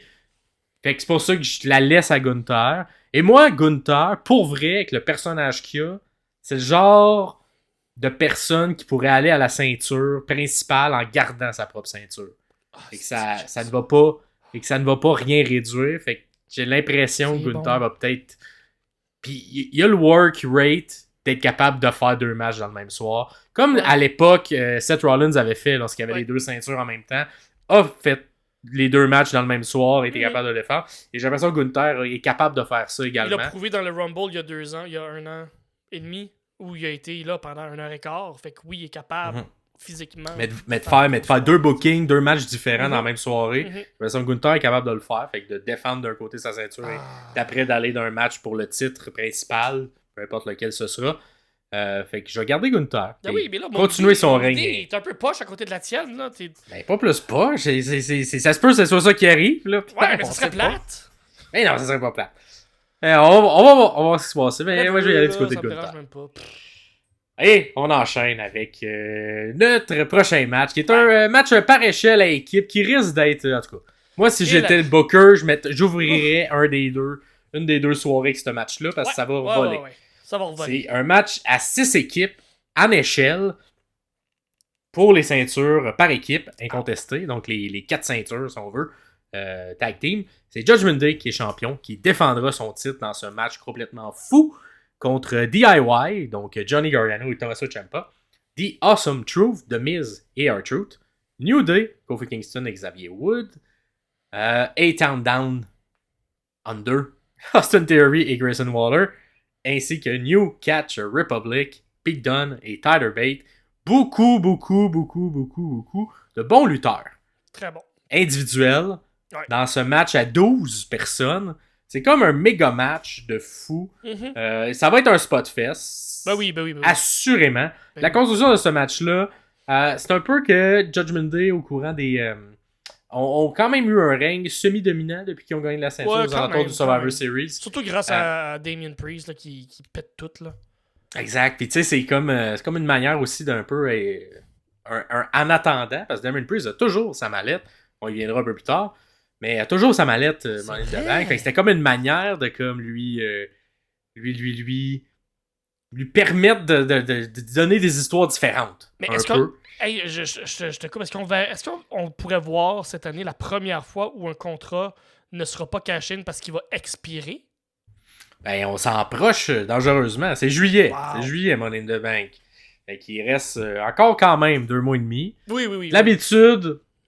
L'habitude, ça dépasse pas beaucoup Mania, là. Et là, ben, le plus loin que ça a été, c'est le lendemain de Mania. Bon. Fait que on s'est pas rendu plus loin. Fait que peut-être qu'il y aura celui qui va avoir le record d'avoir attendu le plus longtemps. Ça se pourrait. On est dans un mood de battre des records à WWE. Exactement. Fait que d'après moi, il va avoir son nom à côté. Mais bref, tout pour dire que pour ce match-là, les seuls qui ont vraiment une confrontation un peu plus directe face au Judgment Day, c'est Awesome Truth. Parce que R-Truth, depuis les 3 derniers mois, depuis qu'il est revenu, dans le fond, tourne autour du Judgment Day, croit qu'il fait partie du Judgment Day, et peut-être que dans ce match-là, aidera le Judgment Day, va peut-être faire des moves en équipe avec Finn Balor et Damien Priest pour permettre à l'équipe, et j'ai l'impression que Damien Priest et Finn Balor, ça leur fera pas un pli à la poche d'utiliser R-Truth si R-Truth il est assez niaiseux pour être de leur bord.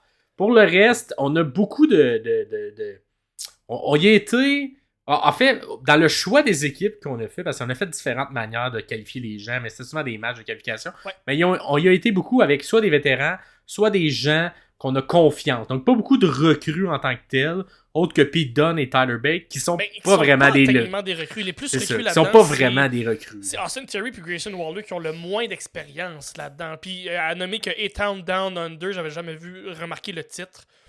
C'est calissement bon. A-Town Down Under, Down Under. Ouais. Australie. Bref, excuse-moi, continue. Mais c'est ça, ce qui fait que ça peut vraiment aller partout, si on veut, ce match-là, parce qu'on n'a pas décidé de le donner à Legado del Fantasma, on n'a pas décidé de le donner avec LW dans ce match-là, avec Pretty Deadly, avec Authors of Pain. Donc, Street Profit. Mhm. On a également les Imperium. Creed Brothers, Imperium qui n'a pas été. Fait que tout ce qui était plus recru ou un peu plus, ça fait rien qu'un ou 2 ans qui sont en haut, on les a pas mis dans ce match-là pour laisser la chance aux gens qui sont un petit peu plus vétérans Yep. à l'intérieur pour d'avoir leur match. D'ailleurs, DIY, les deux, ça sera leur premier match à WrestleMania ever. Yeah. On a eu beaucoup de matchs dans le cadre du WrestleMania Weekend à NXT, mais jamais sur la carte en tant que telle Mhm. de WrestleMania. Donc, c'est comme une manière, j'ai l'impression qu'on aurait pu aller plus risqué dans le choix des équipes, mais qu'on y a été safe, puis que ça va être très spot-fest de choses qu'on a pratiquées et qu'on a écrit, puis qu'on a fait, OK, là, ça va faire mal, ça, tu vas tomber de 2 échelles de haut Ouais, c'est sur ça. 2 échelles en bas, puis Ah. d'après moi, du monde va avoir mal dans le dos, là, après ce match-là. Là. Ouais. Andrade qui fait un sunset dive à Finn Balor sur des échelles. Il y a 3 ans de ça, là, mais je pense que c'est un Money in the Bank. Puis il risque d'avoir aussi de l'intervention externe là, à ce match-là. Là. Oui, Ça ne surprendrait pas qu'il y ait d'autres gens qui viennent se greffer à tout ce gros match-là. Qui as-tu gagnant? Et ça va être difficile, parce que c'est quand même 6 équipes. Bon. Premièrement, il faut que Judgment Day, ça finisse aussi. Fait que, qui je n'ai pas gagnant, Judgment Day, c'est va fini. perdre. Fait que Elle va maintenant, perdre. on s'en va ailleurs. Parfait. Je vais défiler comme ça. DIY. Pourquoi DIY pourrait gagner? Ils le méritent, ça fait un petit bout qu'ils sont là, mais est-ce qu'ils ont un aura de champion? Je pense pas encore. Maintenant, ce qui pourrait être le fun, par exemple, si DIY gagne, c'est que les deux aient une bonne run comme champion en équipe et un mané comme il arrive toujours avec des amis. Un trahit l'autre après qu'il ait perdu la ceinture d'ici 3, 4, 5, 6 mois et que les deux partent en simple avec une meilleure aura qu'ils ont depuis le début Ouais. parce qu'on le sait C'est très une manière de bien, construire les personnages solo à Exactement. travers une run d'équipe. Exactement, puis on le sait très bien, tous les gens qui ont écouté NXT en 2018-2019 sont au courant que ces deux braves gaillards-là sont capables d'être... On pourrait même faire un copier-coller pratiquement Ah! de l'histoire. Là, 100%. Ben oui, exactement. Awesome Truth, ça serait drôle, par exemple, tabarnak, que Truth soit champion par équipe avec The Miz. Ça pourrait être très bon. The New Day, je ne crois pas que ça serait pas très pertinent de mettre ça sur The New Day. Étant down, fuck, ça serait bon que les méchants... Ah, il y aurait du heat, là, s'il gagnerait. S'il gagnait. Et New Catch Republic, ben c'est mes préférés, fait que je les verrais avec la Berde. Maintenant, qui le mérite ou qui... fait que ça serait entre DIY et... Ah, fuck. Qui... vas-y, toi. Je vais y Vas-y. aller de mon côté. Moi, de mon bord, moi j'hésite. Évidemment, aussi entre plusieurs noms. Mais je vais y aller New Catch Republic. Oh, wow! Euh, Wow! Chris, t'arrives de la gauche, toi, là? C'est pas... moi, m'attendais pas à ça. Moi, j'ai l'impression... Mais j'haïs pas non plus DIY, comme tu as C'est nommé. Triple H qui va all-in, qui va Mais comme... exact, moi j'ai l'impression que... Mais en fait, je sais pas pourquoi, mais mon feeling vient de leur victoire contre les Creed Brothers, de comment ça s'est fait. OK. Où on a un Creed Brother ultra dominant dans le match, mais que la victoire vient au New Catch Republic. Ça me faisait beaucoup penser au genre de booking qu'on avait à une époque avec Cena, à une époque avec... les gens qui s'en viennent pour gagner quelque chose, on dirait qu'on les vend un peu moins fort avant qu'ils gagnent. Pour une plus grosse réaction à la fin. Pour un peu un effet surprise de corps, on les a pas vendus si fort dans les dernières semaines, mais là, boum, on les fait gagner. Et les gars New Catch Republic, en tout cas, si on s'entend, le point d'interrogation au-delà de ce point d'interrogation-là, c'est est-ce qu'on va mettre de l'avant la division par équipe? Est-ce qu'on va mettre de l'avant ces ceintures par équipe? Ça, c'est tout le temps un point d'interrogation, mais je trouve que New Catch Republic, juste pour leur donner le fait que hey, vous êtes champions les deux, on s'entend, Pete Dunne, dans sa période de Butch, il en a donné pour la compagnie, a été un bon soldat, C'est vrai. a fait ce qu'on lui demandait de faire. Il mériterait. Et Tyler Bate a pris son trou avec un petit peu de problème d'attitude qu'on disait en coulisses. J'ai l'impression qu'il a pris son trou pendant quelques années, il a mangé son pain noir, et que c'est un peu une manière de remercier les deux, d'avoir suivi la ligne directrice de la compagnie, qui les voyait dans des situations que peut-être eux-mêmes ne se voyaient pas dans ces situations-là. Et là, merci d'avoir fait confiance à notre plan, on vous le donne. Un peu comme Gunther aussi, avant qu'il gagne sa ceinture. Beaucoup étaient très critiques de l'utilisation de Gunther, puis ils trouvaient que ça n'avait pas de bon sens. Puis finalement, il a donné un immense règne. Ouais. j'ai l'impression que New Catch Republic est un peu dans une situation semblable. Fait que je vais aller avec New Catch Republic, Ok. mais pour vrai, ça peut aller pourrait, partout, là. ça pourrait être beaucoup de choses, ce Ça match-là. peut être Eight Down Under pour avoir le heat. Ça pourrait être New Day parce que c'est New Day. Ça pourrait être The Awesome Truth parce que ça serait très drôle. Un Truth gagne contre le Judgment Day. Finalement, il y a une rédemption derrière tout ça. Ouais. Puis, moi, je vais trancher, ça va être DIY pour moi. Pour les raisons que j'ai dit, pour l'histoire derrière ces lutteurs-là. Mais également, puis c'est ça. comme Le côté Creed Brother, puis c'est ça. Exactement. Comment on les vend.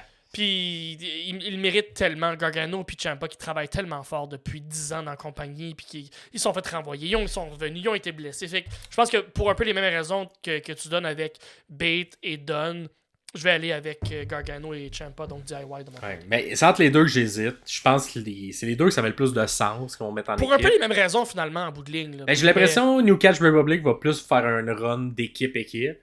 Ouais, alors que DIY, ça va peut-être être pour construire les personnages en solo. Mais je suis un gros fan de Gargano et Ciampa séparément. Ciampa, ça a longtemps été un de mes préférés, là, peut-être parce que j'y ressemble un peu avec la barbe. Mais il est tellement... Puis vous l'avez entendu là, avec la chronique de DJ GM, quand la toune de Ciampa est partie, je me suis devenu fou comme un balai. Puis il y a de quoi. Fait que non, DIY pour moi. Fait que c'est ça, les mêmes raisons que tu donnes. Ah mon Dieu, c'est pas facile. Mais non. Bonjour, ici Pierre. Oui, il y a un nouveau match qui s'est rajouté depuis qu'on a enregistré notre épisode. Fait que je fais le Pierre du futur, du passé, parce que quand j'enregistre dans le passé, mais quand vous le regardez, c'est dans le futur.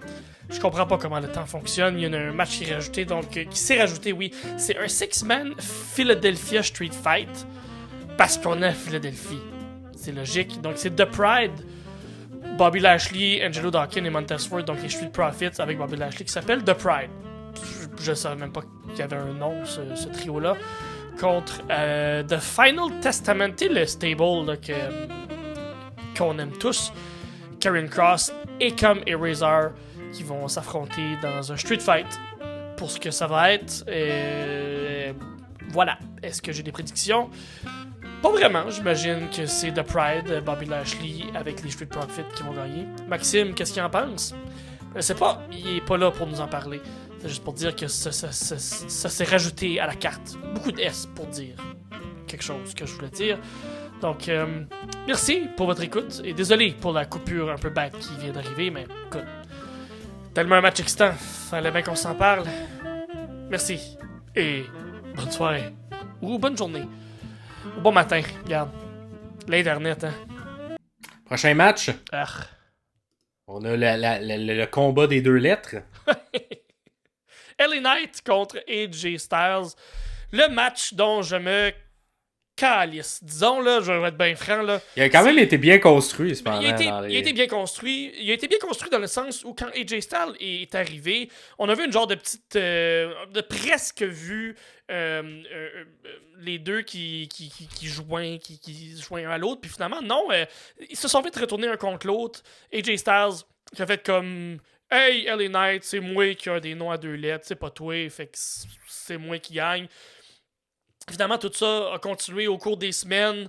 Ils ont été un peu à part, mais mis ensemble. Ils se croisaient un peu dans leur chemin. Mais puis là, depuis les derniers mois, peut-être, vraiment, c'est une feud classique. Je t'aime pas, tu m'aimes pas. Fait que je t'aime pas parce que tu m'aimes pas.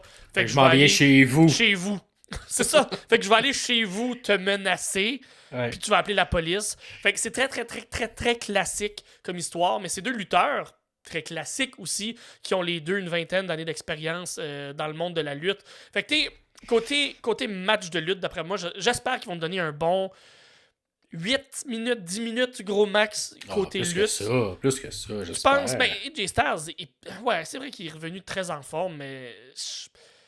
Est-ce que LA Knight est capable de donner... C'est pas le meilleur lutteur. Il est capable de suivre, il est capable d'être là. Est-ce que c'est le meilleur lutteur maintenant? Côté histoire, moi, je suis pas accroché du tout. Essaye de me le vendre. Je sais pas. Moi, je suis pas vendu du tout. Là. Ben, je comprends, mais c'est comme un peu j'ai l'impression que ce match-là également, ça faisait longtemps qu'il était dans les plans. Parce qu'on a installé beaucoup de graines très tôt, avant même qu'il y ait des confrontations directes entre les deux. Et lors du retour, je parle même avant la blessure là, d'AJ. Oui, absolument. J'ai l'impression que ça fait très longtemps là, que ce match-là il est calé. Il a vraiment commencé à monter. Là, exactement, puis qu'il se croisait, puis il y avait tu sentais les tensions entre les deux. Ouais. Et lors du retour, on a concrétisé le tout, on a un peu appuyé sur l'accélérateur dans l'histoire. LA Knight qui, comme, à travers cette histoire-là, j'ai pas retrouvé la même magie au micro que peut-être dans d'autres types d'histoires qu'il a construit dans la dernière année. Donc, à voir, tu sais, c'est quelque chose que j'avais dit dans les premiers épisodes qu'on faisait. Est-ce que, tu sais, j'avais pas été, je suis pas encore vendu à LA Knight, mais est-ce que la journée que je vais être vendu va être trop tard? Mm-hmm. Le hype puis le fait qu'il est over va se détériorer. J'ai l'impression son étoile commence à moins scintiller un peu plus. Je suis un peu d'accord quand même. Fait que là, que beaucoup avaient prédit. Mais il est quand même vieux, ce qui fait que si un moment donné on veut aller de l'avant avec lui, il va falloir que ça se fasse dans les prochains mois, puis on peut pas attendre trop longtemps. AJ a déjà eu son moment de gloire. Je pense qu'il est rendu à une période de sa vie où il sert plus à élever les autres. Je pense que oui. Je vois quand même une victoire de LA Knight à travers tout ça. Ouais, moi aussi, je suis à la même place que toi. C'est LA Knight qui va gagner. Je pense qu'il va... Il n'y a pas de ceinture, il n'y a pas rien. Il n'y a même pas de stipulation, il n'y a même pas... C'est une feud pour être une feud entre deux lutteurs. Fait que j'espère que le match va quand même être bon entre les câbles parce que il n'y a rien autour de... Il n'y a pas de viande autour de l'os. Ben, à mon avis. On a rendu ça personnel, mais c'est une manière de faire du temps puis de faire qu'il y ait un enjeu, mais l'enjeu, tu le sens moins que quand c'est vraiment des amis de longue date qui se trahissent. Là. Exactement. À la Christian Cage et Adam Copeland ou à la Sami Zayn et Kevin Owens. C'est pas la même intensité, mais bon, on a quand même appelé la police puis il y avait des caméras, des body cams qui ont capté le tout. Fait que, je vais y aller avec LA Knight de mon côté. Et à voir. Malheureusement, j'ai l'impression que ce ne sera pas la dernière, le dernier combat. Ben, ça se pourrait. D'après moi, ça va se poursuivre pendant encore quelques pay-per-view. Peut-être un 2. D'après moi, un 2-3.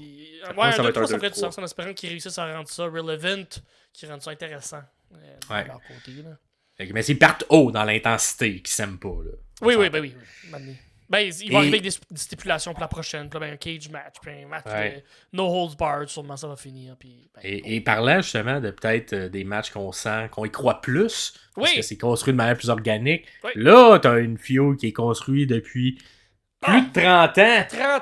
30 ans que ça se construit. Ça a commencé à se construire dans l'utérus de quelqu'un. Et c'est Jey Uso contre Jimmy Uso. Incroyable. Les combats de frères. Ça, là. Ça va être un très bon match, je crois.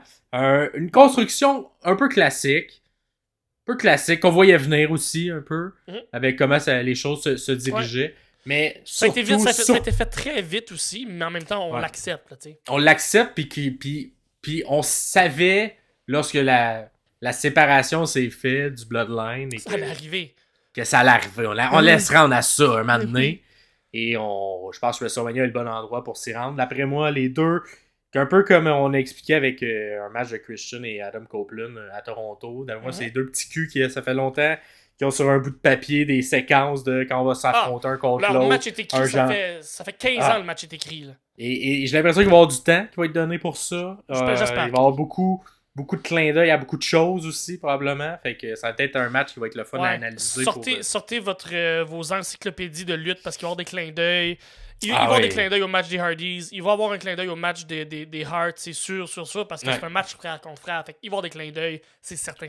Exact. Puis il va y avoir des clins d'œil à leur propre histoire également. Donc, ça va être un match qui va être pour les fins connaisseurs, pour les sommeliers, là, les gens qui suivent ça. Jey et Jimmy Uso risquent d'être un bon match. Les deux, on sait qu'est-ce qu'ils sont capables dans le ring, ils sont excellents. RJ qui est définitivement la personne la plus over, je pense même règle générale, avant de les avoir mis gentils méchants. Jey était plus facilement over que Jimmy. Et je pense que les deux sont dans le bon rôle. Toutes les cartes vont bien jouer. Est-ce qu'il y aura Papa? Est-ce qu'il y aura Solo qui ça viendra? serait bon que Papa soit là. Papa peut être là. Solo va peut-être va-tu avoir des interventions familiales à voir? Ce sera une des questions qui sera posée, mais assurément, match familial, ça fait aux 15 ans, on en a eu, je crois. Ouais, c'est ça. Hart, qui était WrestleMania. Ben, je pense que c'était 10, 25 et 40. Fait que, ouais, ça fait du sens. Fait que les Hart ainsi que Les Hardys. les Hardys. Et là, on aura les Usos. Ouais, qui d'après moi. Ben, je vais y aller avec Jay parce que. Moi et tout. Pas le choix. Maintenant, c'est Main Event Jay Uso. L'autre, il. Il est no yeet. C'est pas écrit mid-card Jimmy Uso, mais ça pourrait être mid-card Jimmy Uso. Fait que je vais y aller avec Main Event Jay Uso. Ça serait bon qu'il l'assume dans un mid-card Jimmy Uso. C'est comme, oh yeah, pis son personnage, ça fitterait tellement. Jimmy Uso, son personnage présentement, là, il est calissement drôle, là. Il est bon, là. Le gros sourire, pis là, à SmackDown. Mais ça serait très niaiseux qu'il assume mid-card. Un high five à Solo, pis là, Solo qui no-sell, pis mid-card Jimmy Uso, là. Ça serait bon en tabarnak. Fait que Jay de mon bord aussi, ça n'a pas le choix, mais j'ai l'impression qu'ils vont nous donner quelques bouts dans le match. On va faire comme c'est Jimmy qui gagne. Ah non, ok. Ok. C'est sûr qu'ils vont nous faire des bons falsies, comme on dit. Ouais, d'après moi aussi. Et, on enchaîne avec le prochain match. Match de Madame qui était. Match de Madame, Bianca Belair, Jade Cargill et Naomi contre Damage Control, donc Dakota Kai, Asuka et Kairi Sane. Il n'y en a pas d'histoire. Ben, ça a été construit sur un coin de table à SmackDown de la semaine dernière. J'ai beau vous dire qu'il y a des rapports. Ça a un peu rapport dans le sens où je sais pas. Non, ça n'a pas rapport. C'est juste des madames qui vont les battre une contre l'autre. Je pense que c'est pour faire bien paraître Jade Cargill. On l'entoure de deux lutteuses vétéranes. Deux bonnes lutteuses. Et de l'autre côté aussi, c'est des gens qui vont être capables de bien l'entourer. Je crois que c'est un showcase pour Jade Cargill. À mon avis, également. je pense que c'est vraiment une façon de l'élever et de faire comme, hey, ben, t'es la prochaine big thing avec nous. Ça sent le hot tag vers Jade pour finir le match. Je crois que oui. Un petit match. Moi, pas trop tout de même déçu on donne les ceintures par équipe à Damage Control. Ouais. On les enlève de l'équipe de NXT, qui est des jeunes filles, des jeunes femmes. On le donne à Damage Control. On espère que ce sera pour quelque chose. Et finalement, non, il n'y a même pas de la ceinture même pas. Qui a le lien. Fait que là, c'est un peu comme toujours, les ceintures, surtout la ceinture féminine par équipe, mais en général, les ceintures par équipe sont pas bien représentées à l'intérieur de la WWE. Puis c'est dommage parce que t'aurais pu la laisser aux deux jeunes pour qu'ils, en pre-show, fassent de quoi avec quelqu'un d'autre, avec peut-être Piper Niven, puis on les a même plus revus depuis, en plus. Là. Exact. Pas de promo, fait que c'est très... pas de vidéo package, rien. Fait que là, ben c'est ça. On donne les ceintures pour que ça look sur Asuka puis Kairi Sane, mais ça sert à quoi? Pas vraiment grand-chose. Non, c'est ça. Il n'y aura pas de match. Je pense qu'on s'en va dans le même sens. C'est Jade Cargill qui va piner d'après moi. Moi, je te dirais le plus gros indice que moi j'ai à travers tout ça, au-delà de Jade Cargill, c'est que Bianca Belair est dans une des équipes et elle est toujours invaincue à WrestleMania. Et je pense pas qu'on va lui donner une défaite dans un match à 6. Je ne croirais pas. Après moi, c'est un easy Bianca Belair, Jade Cargill et Naomi. Elle n'a pas reparlé quand même là, de Elle n'a plus reparlé qu'on pouvait. Elle parle 20 minutes. Mais dans la statistique, elle n'aura pas perdu, donc la streak continue. Ben t'en as des matchs de Taker comme ça aussi, là, en début de carrière. C'est ça. Les premiers 10 matchs, là, c'était pas des matchs haut carte, là. C'était très low card, Taker, ses premières 10 C'est vrai que pour se rendre à 21, c'est vrai. Oh, il y a quelques matchs un peu bizarres où t'es comme, c'était sûr, ça allait être Taker qui gagne ce match-là. Ouais, c'est ça. Fait que bref, il n'y a rien d'autre à dire à ce match-là. Peut-être une petite confrontation de Jade Bianca à l'intérieur, une petite friction, peut-être. Une petite friction à l'intérieur, j'aimerais beaucoup ça. On sait pas. Tu sais, surtout que Bianca, des fois, on dirait depuis les dernières semaines, elle est un petit peu plus méchante, un petit heelish dans son style.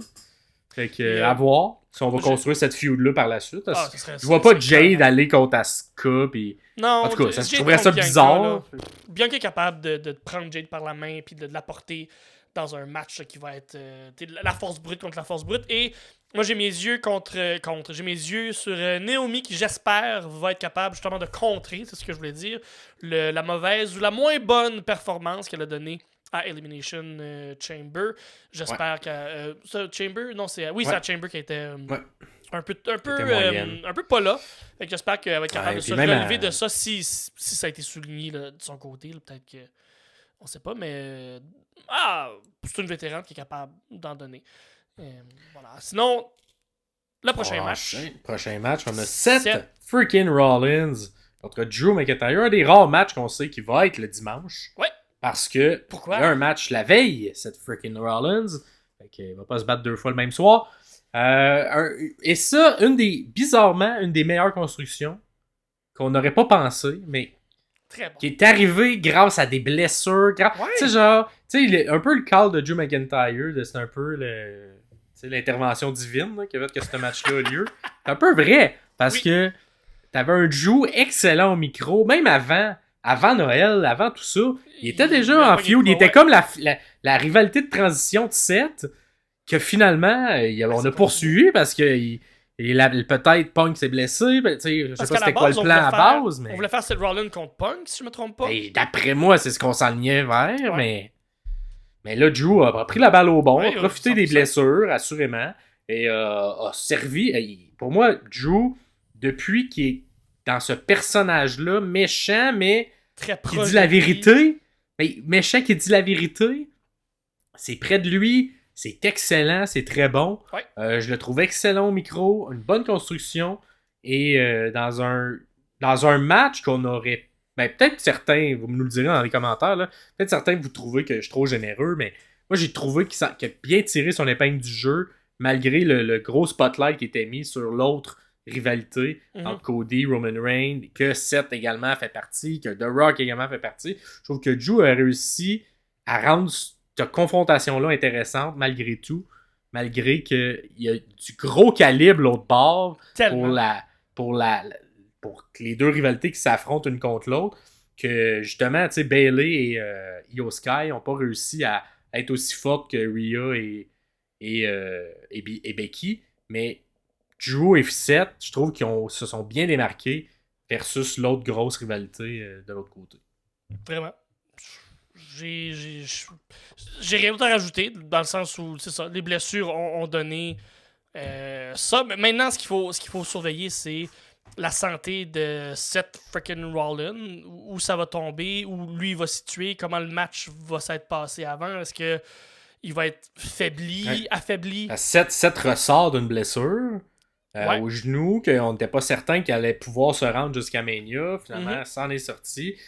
Quand on dit que les blessures font partie intégrante de cette histoire-là, on a également au commentateur, on va avoir un CM Punk. C'est vrai. Qui va être au commentaire de ce feud-là. Il va savoir, lui, un impact. Il sera pas arbitre. En tout cas, peut-être, à moins que ça change d'ici là. La foule à Chicago voulait qu'il soit arbitre, mais il va se mettre juste au commentaire. Dans tous les cas, il va avoir un impact sur le match, que ce soit au commentaire ou à l'arbitrage. Est-ce qu'il va venir faire une petite intervention? Parce que j'ai l'impression qu'on construit Drew et Seth à travers cette rivalité-là également.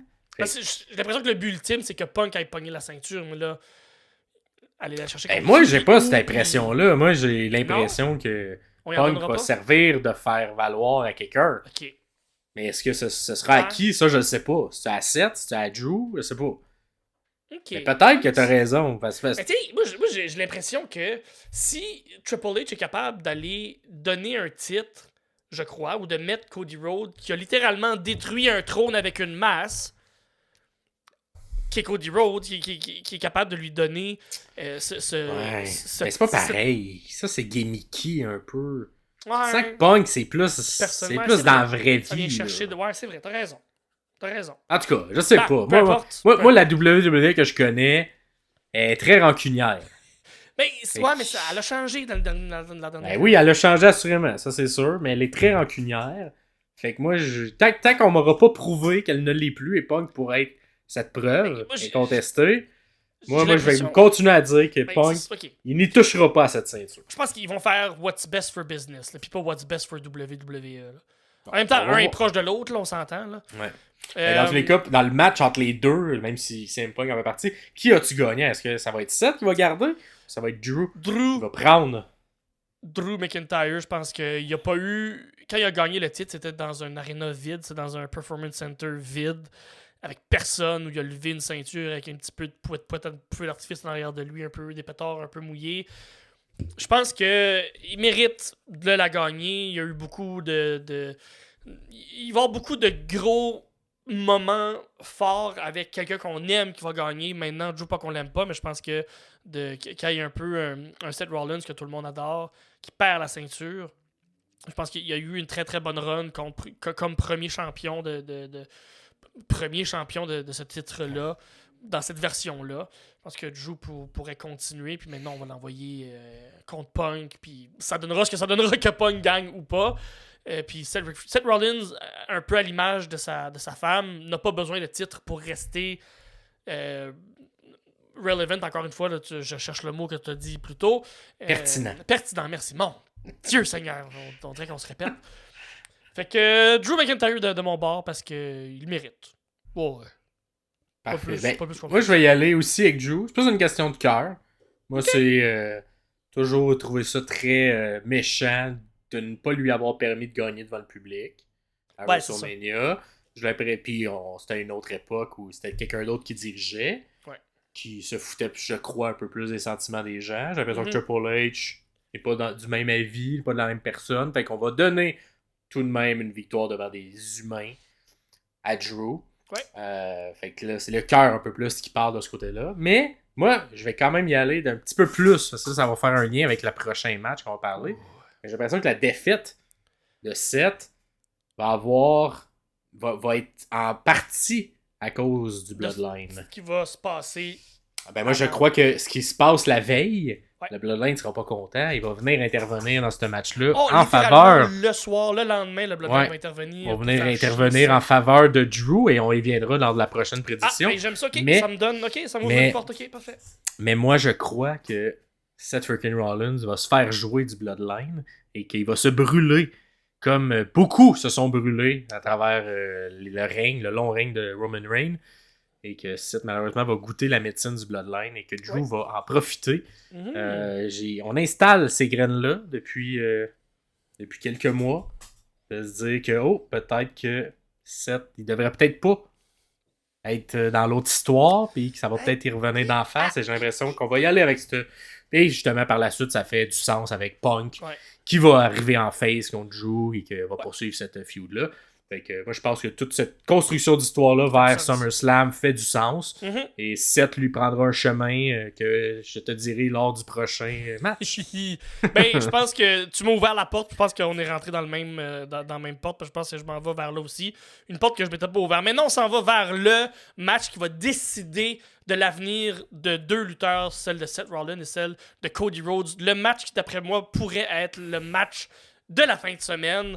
Pas au niveau qualité de lutte, même si ça pourrait l'être, mais ça va être surtout au niveau de l'histoire qui va être racontée et qu'est-ce qui va en découler de ça. C'est le Bloodline de Rock et Roman Reigns. Les deux personnes qui se tiennent au bout de la table, conjointement, debout, une à côté de l'autre. Les deux sont au bout de la table. On sait pas exactement qui est assis puis qui est debout en arrière avec la main sur l'épaule. L'habitude, ça a l'air d'être Roman en ce moment. Ça a l'air d'être Roman. C'est lui qui a le C sur son chandail. Mais est-ce que c'est vraiment lui qui est le vrai leader? Parce que des fois, c'est ce qui arrive. On sait pas. Contre Cody Rhodes et Seth freaking Rollins. J'ai fait une allusion, au hockey. Puis j'écoute même pas le hockey. Mais oui, t'es bon. Bravo pour ça. C'est un match par équipe. Si Rhodes et Rollins gagnent, tous les membres du Bloodline sont exclus du ring lors du match de championnat universel incontesté de la WWE lors de la deuxième soirée. Si Rock et Reigns gagnent, le match de championnat de la soirée 2 se déroulera selon les règles du Bloodline. Donc, tout va être possible sous les règles du Bloodline. Y compris... Ils peuvent aller chercher un arbitre qui va venir les aider. Ils peuvent demander à un hélicoptère de venir s'écraser dans la foule. Ils peuvent faire ce qu'ils veulent! Ils peuvent demander à Solo de chanter l'hymne national, s'ils veulent. En plus. Ouais. Fait que c'est les Bloodline Rules. Fait que qui... l'histoire, on s'entend, c'est l'histoire... On en a parlé. On en a parlé souvent on a raconté, je pense que tout le monde est au courant, tout le monde le sait. Si vous ne le savez pas, je vais On va faire un court résumé. Maintenant. En 3 phrases. L'année passée, Cody Rhodes n'a pas gagné. Il n'a pas fini son histoire. Il était supposé de gagner contre Roman Reigns. Il a perdu. C'était l'hécatombe. Les gens sont sortis dans les... Moi, j'en revenais pas. Ouais. Moi non plus, j'en revenais pas, honnêtement. Puis, avec le recul, c'est comme calice de bonne histoire qu'il nous raconte. Ouais. Maintenant, 1 an plus tard, Cody Rhodes veut finir son histoire, l'histoire que son père n'a pas réussi à finir. Il veut le faire pour son père, il veut le faire pour sa famille, il veut le faire surtout pour sa mère. Maintenant, sa mère est impliquée là-dedans avec The Rock. Fait que c'est un peu l'histoire qui est racontée. Cody Rhodes, l'Ultimate Babyface, la personne que le monde aime, veut gagner le titre, que son père n'a pas pu gagner, ou que son père a gagné, mais il a perdu injustement. Ouais. Bref, vous Il a êtes pas pas gagné. Techniquement, pas Techniquement, il gagné. a pas gagné parce qu'il a gagné dans un Mais house show à c'est Madison ça. Square Garden. Bref, Mais surtout, Cody gagne le Rumble de cette année. Ouais. Il dit qu'il veut pogner Reign. Mhm. Finalement, oh non, le lendemain à Raw, il dit finalement, ça va peut-être être Rollins. Les gens sont fâchés. Les gens disent on veut Cody. On veut Cody finisse son histoire. Et là, The Rock en revient en même temps. Là, The Rock est comme on va contre Reign. Là. Les gens sont très fâchés. Tout le monde est fâché. Et là, boum, on change ça. Du jour au lendemain, on change les plans. Rock, on le fait transformer en méchant. On dit Cody choisit Roman Reigns comme que le personnage in kayfabe aurait fait. Mais c'était pas le plan sur papier, en coulisses. Non, D'après moi, le plan était Cody et Seth Rollins versus, de l'autre côté, Rock contre Roman Reigns. Mais on a fait des 180 degrés à travers tout ça et ça a amené un peu ce match-là qui est imprévisible et ultra intéressant. Un des matchs les meilleures constructions qu'on a eu d'un main event depuis, j'oserais dire depuis Bryan à WrestleMania 30. Je pense que Bryan contre The Authority. 10 ans plus tard. Fait que c'est excellent comme construction. On s'est reviré sur des difficiles. Tout le monde a été pro. Rock a été particulièrement très bon. Et à travers tout ça, Rock, ben, il en veut à Cody parce que on l'a amené kayfabe, le fait que l'histoire ne se fera pas à cause de Cody et des Cody Crybaby. Et à cause de ça, The Rock, il veut donner des coups de ceinture plein de sang et remettre ça à la maman de Cody. Et c'est un peu l'enjeu personnel. Et autant, justement, l'histoire d'LA Knight et AJ se veut personnelle, celle-là, on la sent un peu plus. Puis il y a des layers, là. Il y a des couches par-dessus couches d'éléments dans cette histoire-là. On pourrait en parler. C'est très bon. On pourrait faire un épisode de 2 heures complet juste sur cette histoire-là. On a fait beaucoup de temps déjà sur cette histoire-là. Exactement. Maintenant, qui je vais gagner? Ben, c'est le Bloodline qui va gagner. C'est le Bloodline qui va gagner pour rendre ça difficile pour Cody le lendemain. Qui peut-être va gagner, je dirais, tantôt quand on sera rendu là. Mais pour moi, c'est le Bloodline qui gagne le match 1, le main event de la première soirée. Ok, moi, check mon booking. Moi, je vais y aller avec... Tu vas encore outshine tout. Je sais pas, mais je vais avec Cody et Seth qui gagnent. Ok. Contre Vans et Marée. Ok. Contre tout le monde qui... C'est là que le struggle. C'est là. Ça va être difficile, mais ils vont finir par la voler. Ils vont voler le match d'une quelconque manière. Parfait. Moi, je ne crois pas qu'il y aura de turn à l'intérieur du Bloodline. Je pense que Rock et Reign vont rester unis. Le Bloodline va rester unis, mais vont perdre. Ça va les surprendre, ça va les fâcher. D'où le fait que on peut pas intervenir dans le match du lendemain entre Cody parce qu'on a perdu le match. Check-nous bien intervenir comme des fous dans le match de Seth freaking Rollins. Donc on va construire cette histoire-là. The Rock va venir intervenir lui-même dans le match de Rollins. Écouter le match de Rollins, il faire perdre la ceinture pour avoir un match Rollins-Rock, peut-être plus tard dans l'année, à SummerSlam. C'est ça, c'est là que j'allais. Moi, je m'enligne vers ça de ce côté-là. De l'autre branche, le fait que Cody, contre Vaz et Marée, va avoir une chance légitime sans le Bloodline d'affronter Roman Reigns, 1 contre 1, clean, tout ça. Non, je dirais pas squash à ce point-là, mais... Comme main event, un squash. mais je pense que ça va faire que... T'sais, entre le samedi et le dimanche, on va faire un épisode, nous. On va faire un retour sur la nuit 1. C'est bon. On va se poser des questions sur le fait que qu'est-ce qui va se passer à cause qu'il y a cette victoire-là. Plus que si... j'ai l'impression que si le Bloodline gagne, on se pose pas tant de questions parce que c'est soit comment il va faire pour gagner, alors que si le Bloodline perd, là, on va avoir beaucoup plus de questionnements. Là, OK, est-ce que Reign va s'en sortir? Comment ils vont le faire? Comment ils vont booker ce match-là? Et je trouve ça plat. T'sais, autant que l'an dernier, la victoire de Reign sur Cody était hyper surprenante. Autant que je trouve qu'elle est cheap si tu le mets à travers un Bloodline qui fait encore des interventions. Ouais, je suis et d'accord. Cody s'en sort. Et de l'autre bord, si tu fais gagner Reign à travers encore plein d'interventions de Bloodline, je trouve pas ça pertinent non plus. Fait que je trouve que les deux histoires sont plus pertinentes si le Bloodline n'est pas dans le main event du lendemain. Okay. Et ça rouvre la porte à une intervention dans l'autre match pour la ceinture du Bloodline. Fait que moi, c'est ça mon booking que je fais. Okay. Fait que, ça fait du sens. Ça fait tout du ben, sens. tu sais, c'est-tu meilleur, c'est pas meilleur, je sais pas, c'est différent. Ben, c'est ça. Les deux sont très viables, les deux se peuvent, puis les deux vont être intéressants à regarder. Ben oui, tu peux tout faire un Rock qui turn sur Reign, puis que là, le lendemain, ça rouvre la porte à plein de choses aussi, là, tu sais. Parce que c'est une autre manière de rendre ça intéressant, à faire que le Bloodline gagne, mais que The Rock turn. Là, qu'est-ce qui va se passer? C'est ce que j'aime avec ces matchs-là, c'est que tout est ouvert. Ça peut aller n'importe où. On nous a pas donné une ligne tracée où on sait qu'on va aller là. C'est pas ça qui se passe. C'est qu'on a tellement ouvert de portes, on a tellement été un peu partout, qu'on sait où on est présentement, mais on sait pas vers où ça peut aller exactement. Puis c'est ce qui est le fun dans ce genre de match-là, dans ce genre de situation-là. Tout est possible. Puis on est la preuve, là. On a deux visions complètement différentes de où ça peut aller. Puis les deux sont viables, puis les deux sont très possibles. Maintenant, pour ce qui va être le main event de la soirée 2, Roman contre Cody, je pense que les deux, on a Cody. Moi, j'ai Cody. Moi aussi. Voilà, maintenant, il faut que ça se fasse, là. Ouais, voilà. Faut fermer cette histoire-là. Puis Cody peut avoir un règne d'1 an et demi. Je pense que ça peut être légitime, ça peut fonctionner. Puis dans 2025-2026, un Cody qui tourne, ça va être... Mouah! Ouais. Mais tu vois, moi j'ai un Cody, mais j'ai encore un booking... Bon. spécial. Vas-y. Moi, j'ai un Dusty Finish.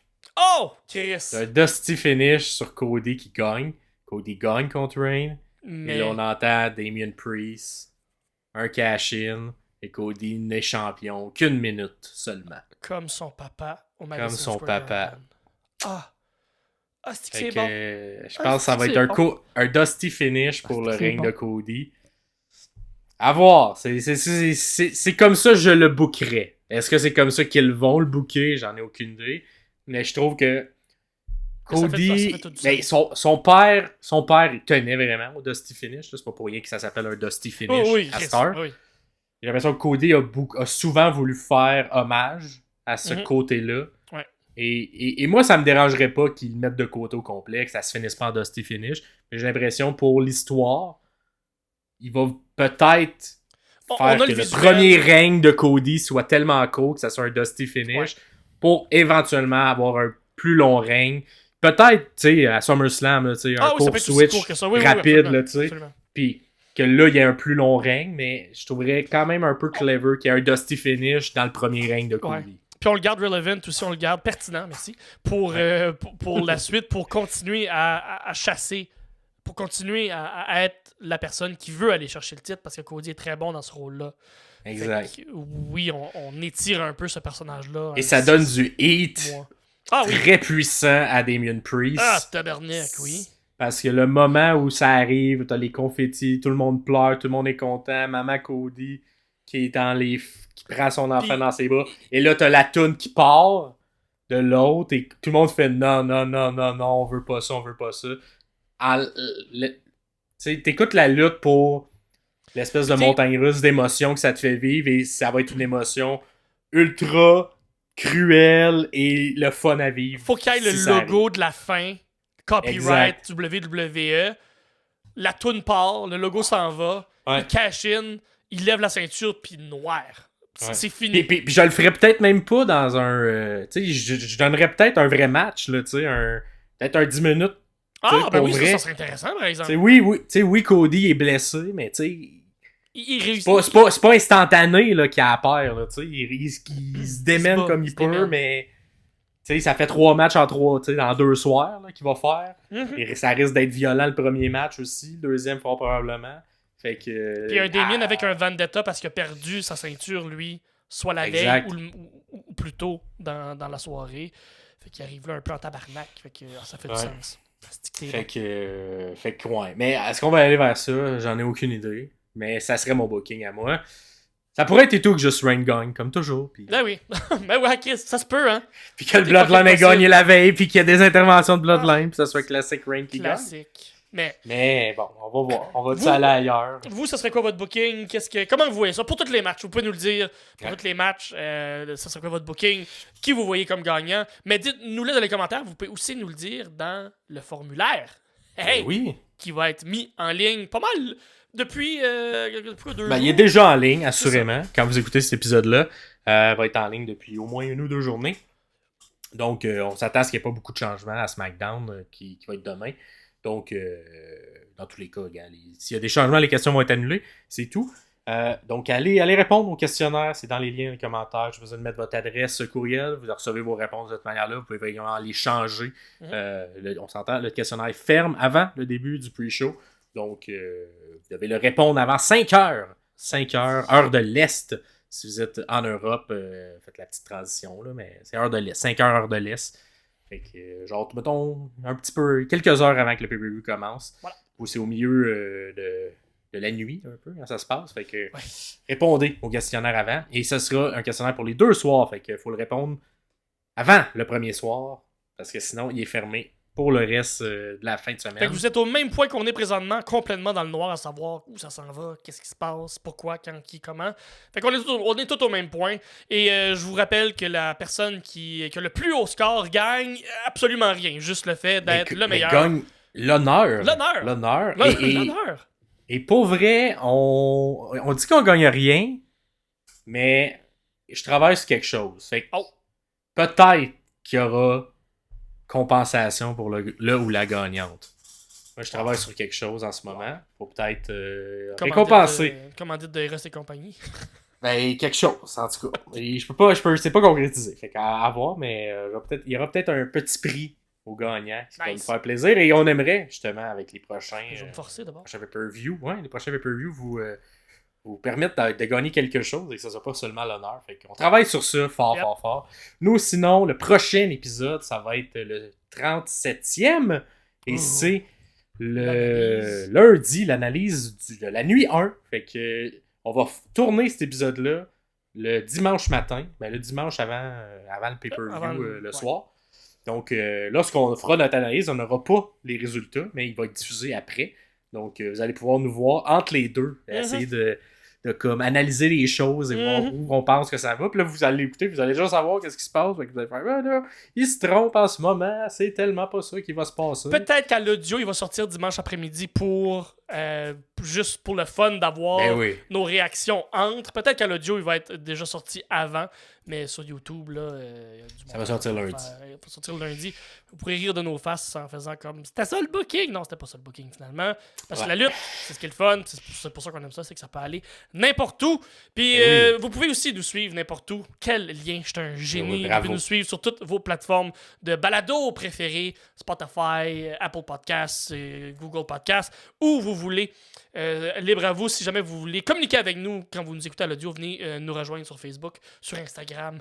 On est là, on vous lit, on essaie de répondre, mais c'est certain qu'on vous lit. Toujours, sinon sur YouTube, toujours content de vous voir là. Les vidéos rajoutent des fois, il y a des petits gags là, visuels qu'on rajoute, qu'on aime bien aussi. Des fois aussi, quand on parle de quelque chose de bien précis, mais la photo à pop, donc ça donne un complément d'information. N'oubliez pas de commenter, de liker, de nous suivre, de partager. Parlez-en à vos amis, là. C'est WrestleMania. C'est le plus grand moment de la lutte de l'année. Parlez-en. Le Super Bowl de la lutte. Le Super Bowl de la lutte. Taylor Swift sera pas là, mais quand même. Peut-être, on sait pas. En même temps, on sait pas. On le sait pas. On sait peut-être là. Mais c'est un peu au plaisir. Allez répondre également au questionnaire. Il y a d'autres questions que celles qu'on a répondues dans l'épisode. Vous allez voir différentes types de questions sur la durée, comment ça se termine, qui gagne, qui intervient. Combien de temps ça dure toute la carte? John Moxley va-tu saigner? Ah non, c'est pas ça. Il est pas là, mais oui, il y aurait John Moxley va-tu saigner. Hey, t'imagines? En tout cas, on va voir. Ça serait fou qu'il soit là, mais ça a très peu de chance qu'il soit là. Parce qu'MJF va être là. Ah là, on sait pas. Mais peut-être Dusty et tout, on sait pas, on va voir. Mais dans tous les cas, un plaisir d'être avec vous. Je pense le Road to WrestleMania, tu sais, qu'on voulait le Road to 1000 abonnés, qu'on a réussi haut la main, qui est rendu à Road to 5000 abonnés maintenant, parce que vous êtes trop malade, va se terminer officiellement à la fin de notre analyse du deuxième soir. Vous avez encore le temps. Fait qu'il reste encore une semaine, jour pour jour, pour qu'on se rende à 5000. Est-ce qu'on va être capable? Je pense Dans que tous oui. les cas, on va voir, mais si on se rend pas, moi je vais quand même être heureux parce que on s'est rendu à 1000. C'était ça le plan initial. On l'a dépassé de beaucoup. Fait qu'un gros merci encore une fois à tout le monde. Infiniment. C'est très apprécié. Puis c'est sûr, ça te fait un plaisir de travailler pour vous, avec vous et de créer cette communauté-là. Yeah. Jaser de lutte ensemble en français. C'était Max Perriard ainsi que Jean Castonguay. pour les sommeliers de la lutte. Bon WrestleMania tout le monde. Profitez-en. Ciao, ciao. Bye.